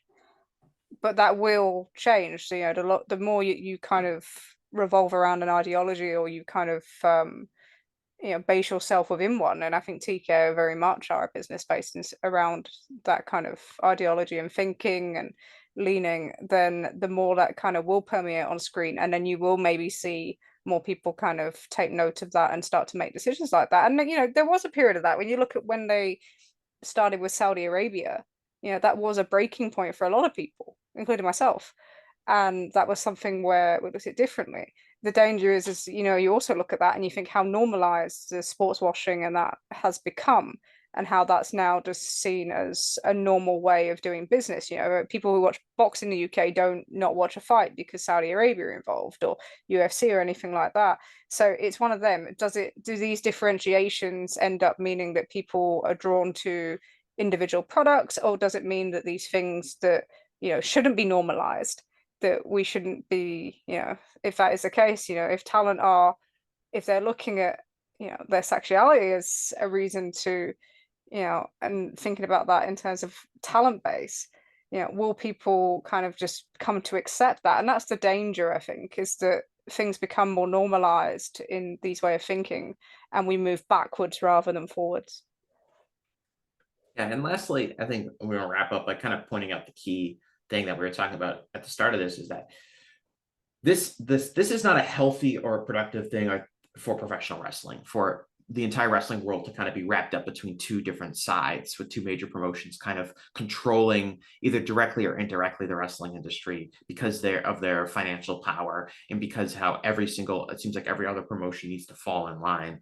And I think you raised a really good point about, we're going to see a more homogenization of the product than we've already seen. You pointed out that like a lot of pro promotions in Japan are way more Americanized from a stylistic perspective than they were 20 years ago. If you go watch a Noah show from 2005, the wrestling style does look a lot different than it does from a Noah show in 2025, or a New Japan show in 2025.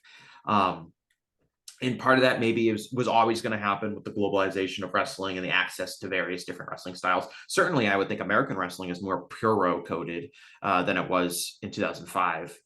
So it does go both ways. There's definitely way more lucha influence in American wrestling and global wrestling than there was in 2005. I would say in a lot of people's opinion, the best wrestler in the world is a British man who does lucha libre. So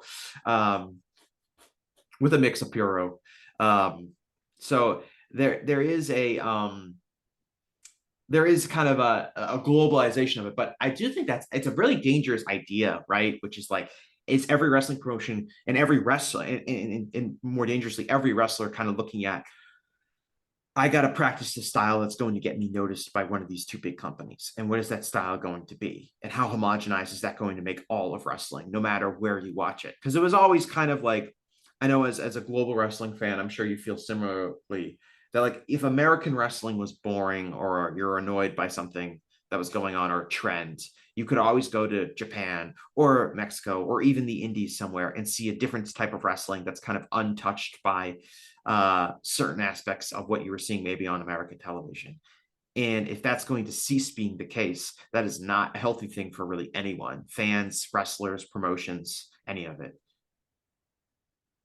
Yeah, it just becomes all about this system, and the differentiations, I think, is what has, you know, for American wrestling, the thing that they should guard against, and you have to think about if you're either of these promotions, and maybe more so AEW and WWE in terms of mindset, is so much of what is making you successful is based on some of these performers who have been able to develop in multiple places with multiple influences.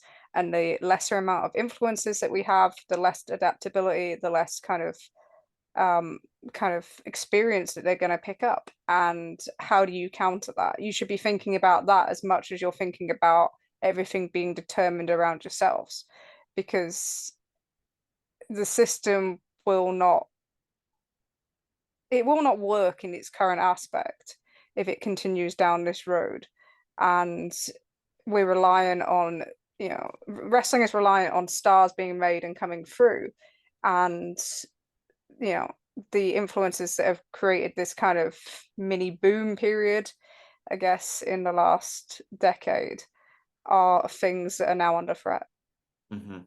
Yeah, I mean, when I do my AEW fan survey and ask, AEW fans, what do they like about AEW? One of the most commonly said topics was, diversity of styles, diversity of talent, seeing people that maybe wouldn't have been pushed on American wrestling, television wrestling before getting a chance to be pushed seriously. And definitely that's seen as a strength for AEW, is that the show has a lot of different wrestling styles and a lot of different types of wrestlers presented in a way that feels more, it's definitely been, even on AEW, it's definitely more homogenized than it would be if you're watching all these other promotions from all over the world.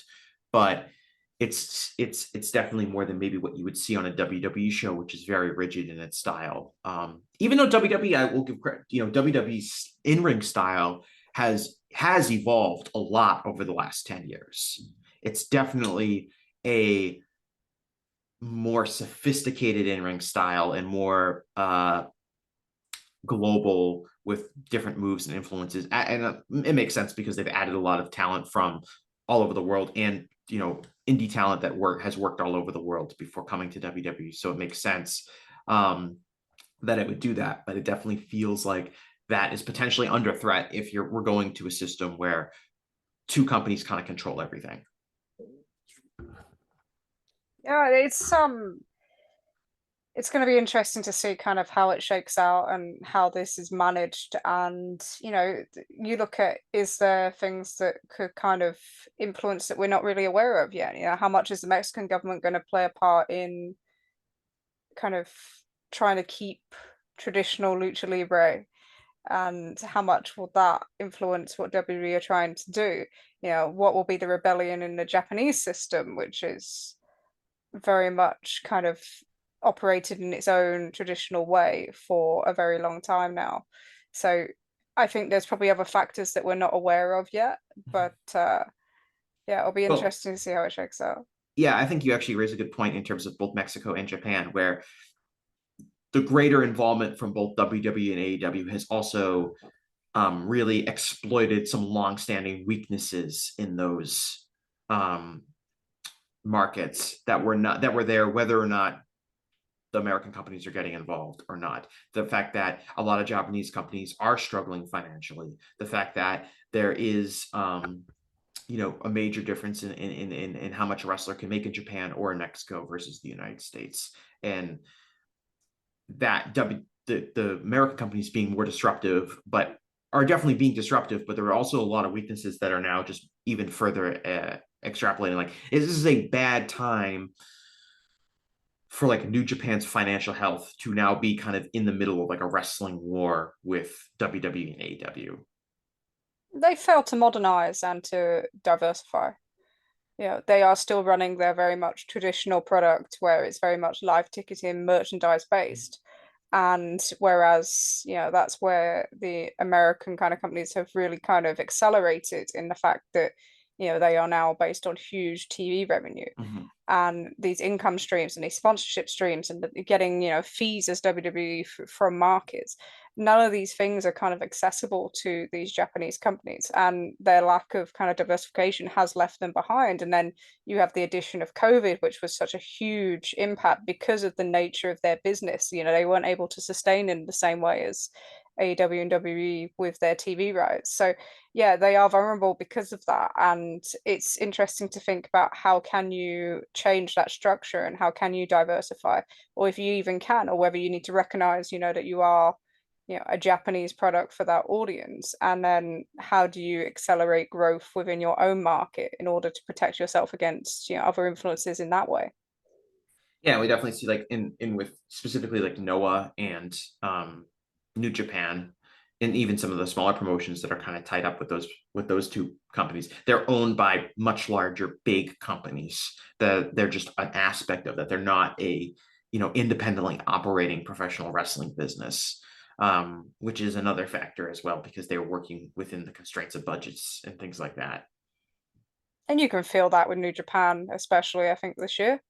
And that's obviously the Naito thing is a symptom rather than anything else of kind of things that are going on there. And yeah, they were a small part of Bushi Road, just like DDT and Noah and TJPW are a small part of, Cyberfight. And you are reliant on what happens in that economy there. And I think there's an importance of keeping their ownership, especially outside of, especially WWE's hands. And it is much more difficult, but we've seen, WWE now go into Mexico using, a secondary party as well to help them, to assist them and be able to do those transactions. So I think there was a kind of, I think we kind of felt like a reprieve with the MLW lawsuit in some ways, that would prevent them from being able to acquire companies globally and impact in that way. And now we're seeing kind of that maybe wasn't what we thought it was. So do you think Amanda Stavely will be involved in any of these purchases? No one's going to get that other than about 10 British people. No, the Brits will get it. And theoretically, if I can make the joke, some Americans might get it. Yeah, but there is other influences. So that's where the thing is it's not just American. We're seeing this with 2 American companies, but you're also going to see a lot of Saudi money now becoming involved with TKO, and what impact will that have? So yeah, there are so many other factors that I think that we don't compensate for in a way. It's very hard to kind of introduce everything when you're looking at something in such kind of a bubble that can be as pro wrestling compared to the rest of kind of the global industries. But yeah, we are seeing these trends not just in wrestling, but in a number of different industries now, and definitely in sport. All right, that's pretty much all we have today. Trish, do you want to plug anything that you're up to? Yeah, I'm a terrible plugger, but I probably should. So yeah, I'm one half of the Trish and Sarah Wrestling Podcast, probably the weaker half, but there we are.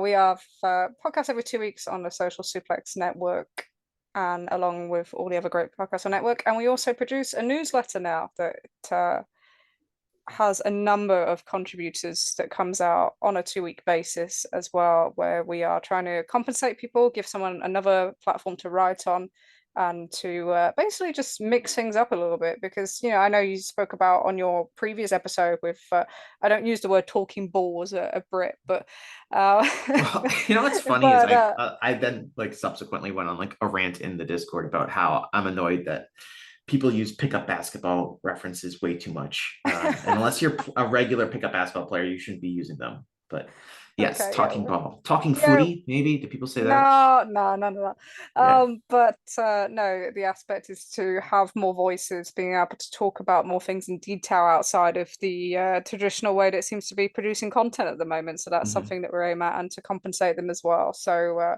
just my little way of fighting back against the way media works these days.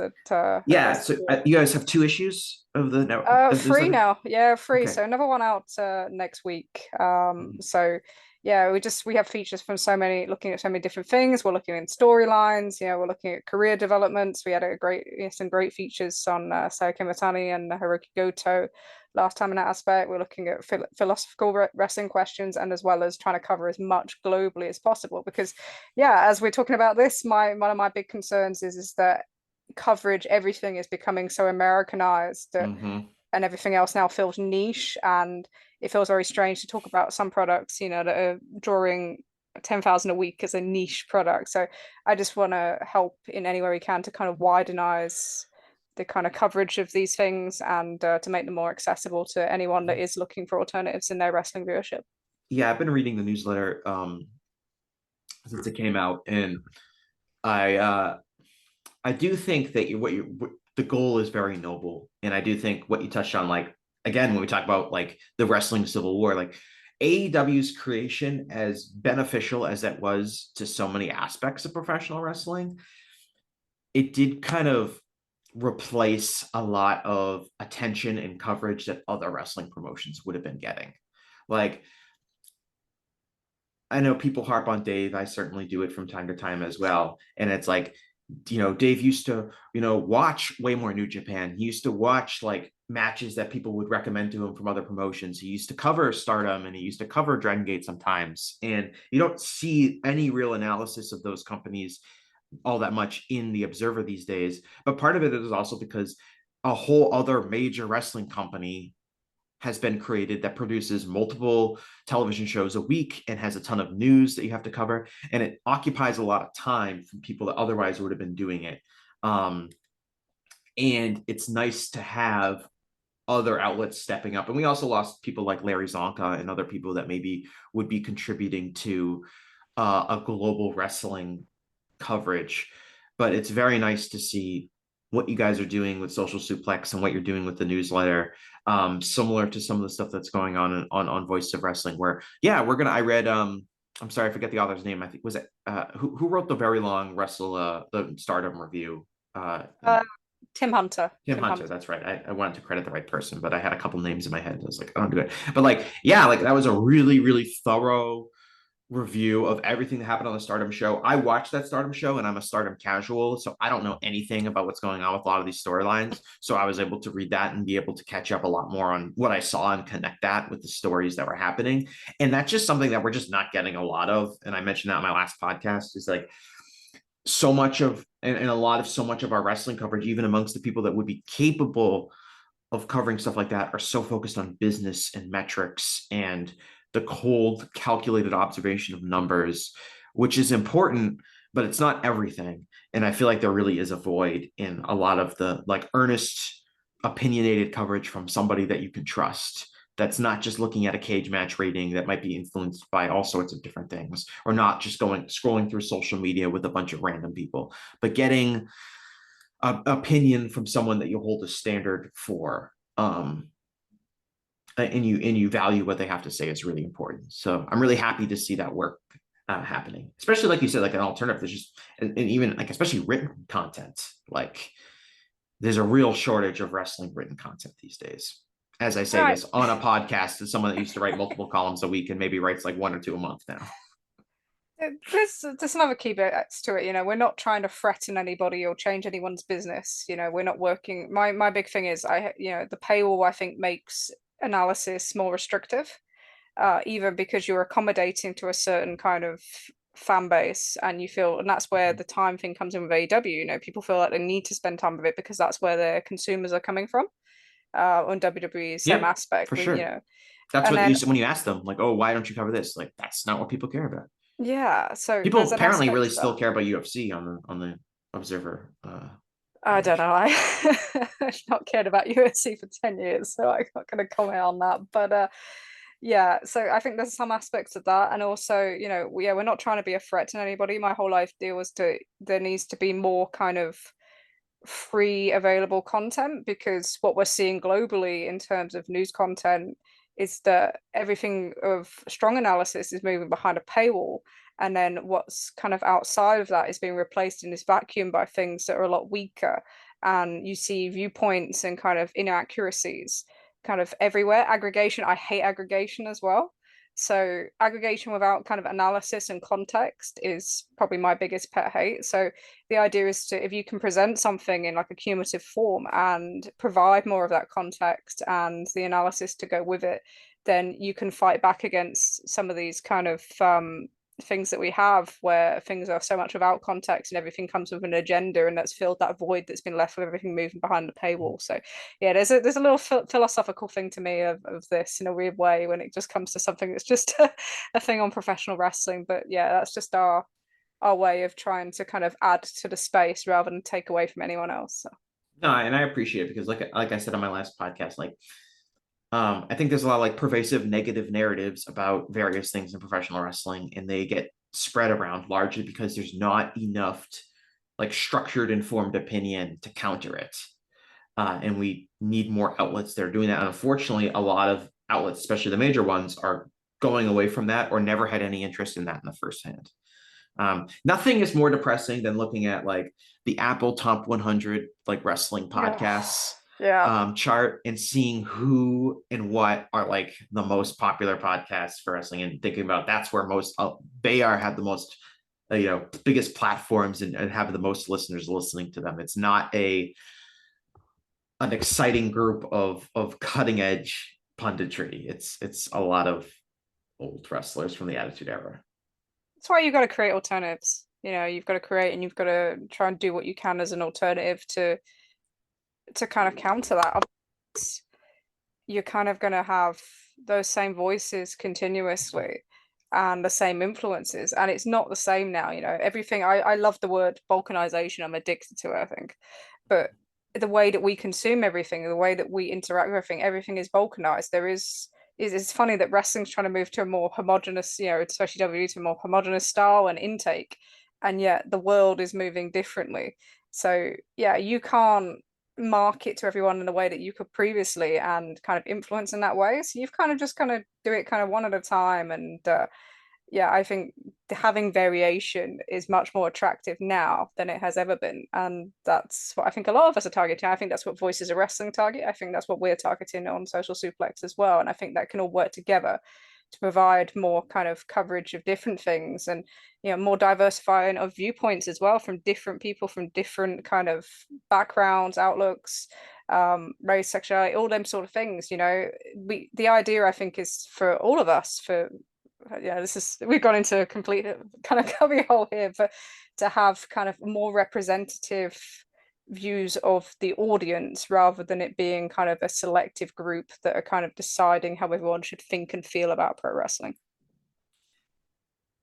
Yeah, it's funny you mentioned like wrestling is going into a more homogenized way when it seems like the rest of the world is becoming like you said, balkanized. And we're seeing but wrestling is unique in the sense that wrestling is really, really, really late to the game in terms of consistent media coverage and things like that. So wrestling is kind of we didn't have necessarily a shared universal narrative about something in wrestling in the 1970s or 80s or 90s or 2000s, the way that there might have been a shared universal narrative based on, mainstream media coverage of many other topics. We're getting that now because for the first time, over the last 20 years, it's really the first time I feel like a lot of people can see what other people are saying about pro wrestling, because it wasn't covered by the mainstream media. It wasn't there wasn't, sports talk radio or things like that talking about pro wrestling. It was really, what you or your friends you knew in person thought.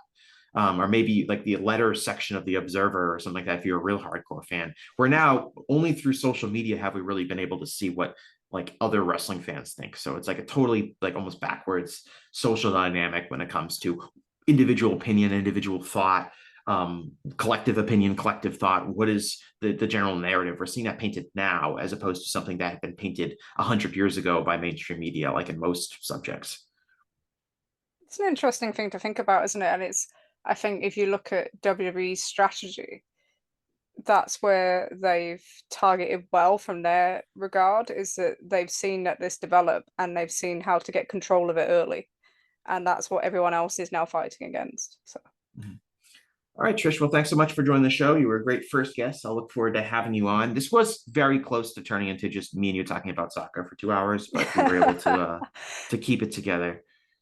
You should probably tell your listeners that you did say to me I was just probably rebuking you on schedule so I could go watch Crew Alexandra, which I thought was quite funny. I had a name. I used to have a neighbor that was a Crew Alexandra supporter. Okay. And every single person in that roots for a non-Premier League team absolutely hates Wrexham, and so he went on the big rant about how much he hates Wrexham. Yeah, they trash our trains as well. So in my day job, they've been particularly disruptive as a group of traveling fans. So they're not my favorite either. Shades being thrown at the Welsh. Yeah. As soon as they come through Chester, I'm like, nope, don't want to go. So yeah, no, Wrexham is it's a contentious thing. I think English football is trying to kind of come to terms with celebrity owners being more important than the football club and the players. And especially this year, we've seen that with League One with Birmingham City and Wrexham. It's all about Tom Brady versus Ryan Reynolds and stuff. And I don't think that's been. Don't forget about JJ Watt. He's got a minority stake in Burnley. Has he? I didn't know that. He does. Okay, that's interesting. But yeah, so I think, and we'll see even more of that, in the Championship next season, I'm sure. So yeah, that's a contentious one. That's much of a American thing coming into British sports that we're not really used to. So that could be interesting. But do you think that will have a big impact at that will have an impact really at the highest level? like the novelty of Wrexham is that at least in the United States, I don't know what it's like in the UK, truly. Okay. In the United States, like people know about it because of the show and because, you know, Ryan Reynolds is really famous, and to a lesser extent, Mac from Always Sunny is famous. And they have the show on FX.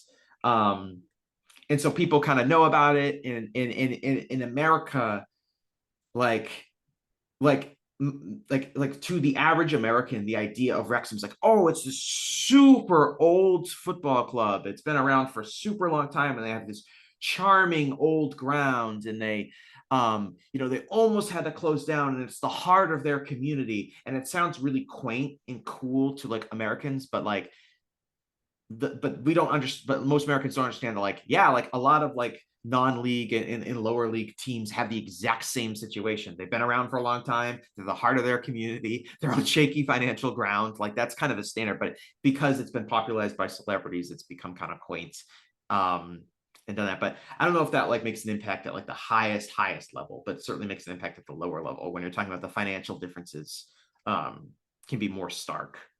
It's definitely something that's more an attractive story on a global scale, whereas here it's a story that we've seen many a time of a big owner coming in, you know, taking a club up through the leagues. That's not uncommon. Mm-hmm.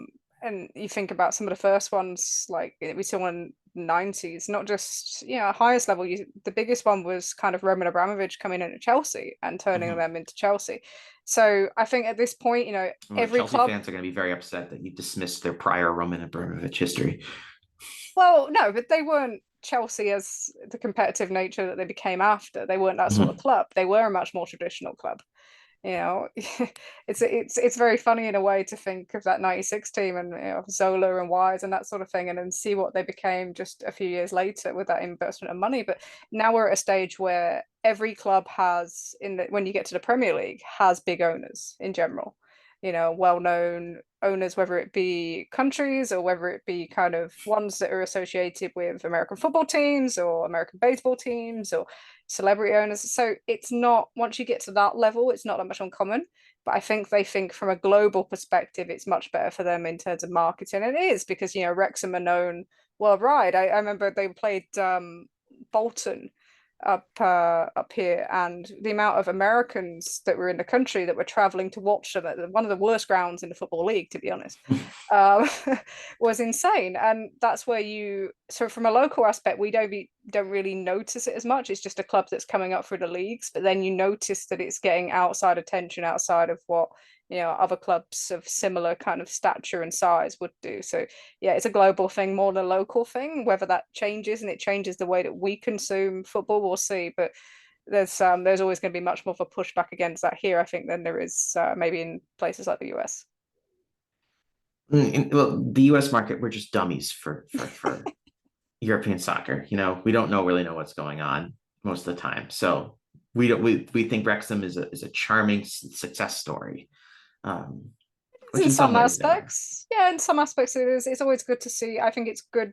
One of the, you know, the biggest attractions of UK football and, you know, European football is the movement up and down the leagues. You know, that it's not a closed league. So. There might be a difference in the fact that the owner is a relatively likable, like movie star celebrity, as opposed to like a shady Eastern European businessman who's just dumping a bunch of billions into Yeah. Yeah, oh yeah, for marketability for sure. But yeah, here it's, you know, the clubs are very much an identity in terms of the cities and the places, and in most part, you know, you identify with the clubs, and you'll see clubs like Salford that have come through, you know, class of '96, and you go there and there's like, they're up to, you know, they're in League Two now, they've made the Football League, but there's nothing there. It's soulless. And then you'll compare that to someone like Bury up the road, who have just been promoted from the 7th tier of English football after going bust, and they're getting, you know, 4,000 or 5,000 in there every week, and you can feel how much that club still means to the town. So yeah, you couldn't imagine that, you know, with the way that franchises are in America, where they move and that sort of thing, whether you'd have that same sort of relationship. So it's they would love yeah. it if you could just We bring do someone we in and do, make but something. it's different. Like I think people do have relationships with, like, it's hard, like it's very hard for an American to hear, like, oh, you guys don't really have that Well, kind of that's not to relationship play. with Yeah, your it's not to teams. play it. It's not to play it down because, you know, That when you grow up with a team, they're your team. but Yeah. I don't know if they're established so much in the cities in the way that they are here. There are exceptions. I think if someone was to move the Boston Red Sox, I don't think that would go very well. But it's just different. I think it's just age. It's just age of how long these places have been kind of integral to these cities, and the whole country just still revolves around football. No matter what else, it just revolves around football, and so it's still chaotic any day, every Saturday, no matter where you are. And I think the probably biggest difference and the reason why it's attractive to as a kind of global thing is that it doesn't end at the top level. Not every person in this country is a fan of a Premier League team. It's not.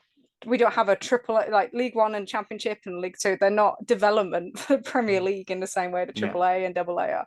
So that's where it's different. Is that it infiltrates differently because these clubs are about community, and still in the most part, and that goes all the way down to the very lowest levels of this game. It's in some ways closer to college sport. There's a lot more college sports in soccer. Maybe. America's relationship with college football is much similar to its relation to European relationship with soccer than it is with professional sports.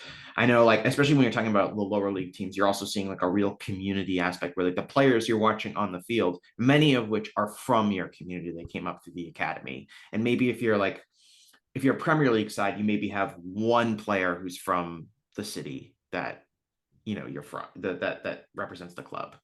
So that's a whole other community atmosphere. Can we connect the biggest chant is you're one of our own. That's a very proud chant. You're one of your own. They're one of our own. They're one of our own. They're one of our own. Marlon Pack at Portsmouth, Matt Ritchie at Portsmouth, they were both held at, they came through the club, and even though they're back now after a long career, it's like they're still ours. There's this, that's where the identity of it's ours, it's our club. Yes, I was already a Tottenham fan, but my Tottenham fandom was solidified through the Harry Kane years and things like that. So I'm very familiar with the chants.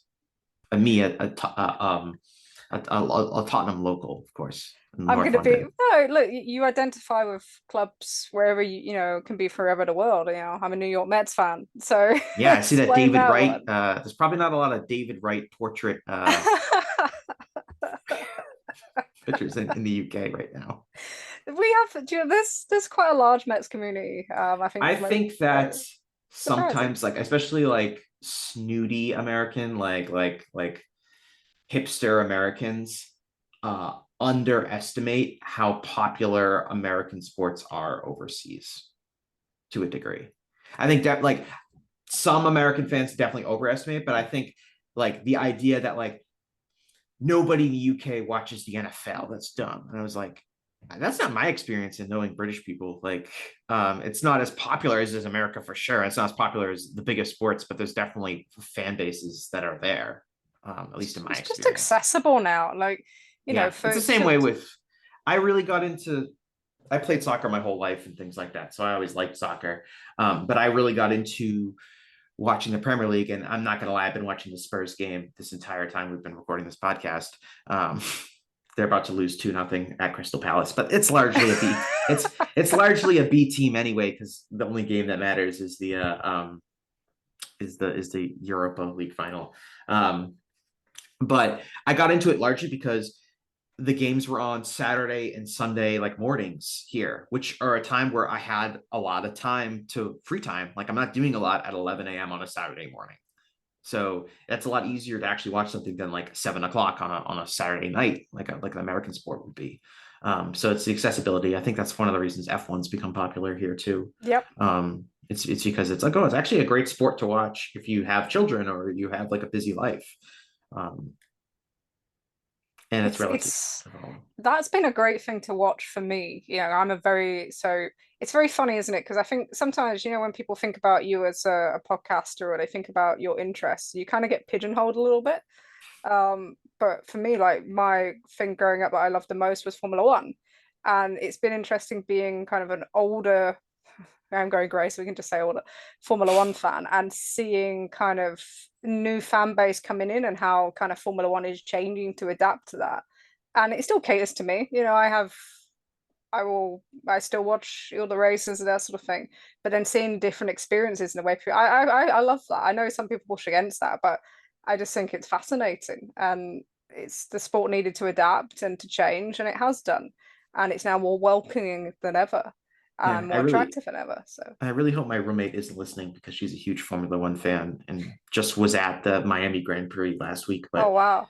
I'm like, American Formula One fans are awful. Like they're really, really annoying. They watch Drive to Survive, and Okay.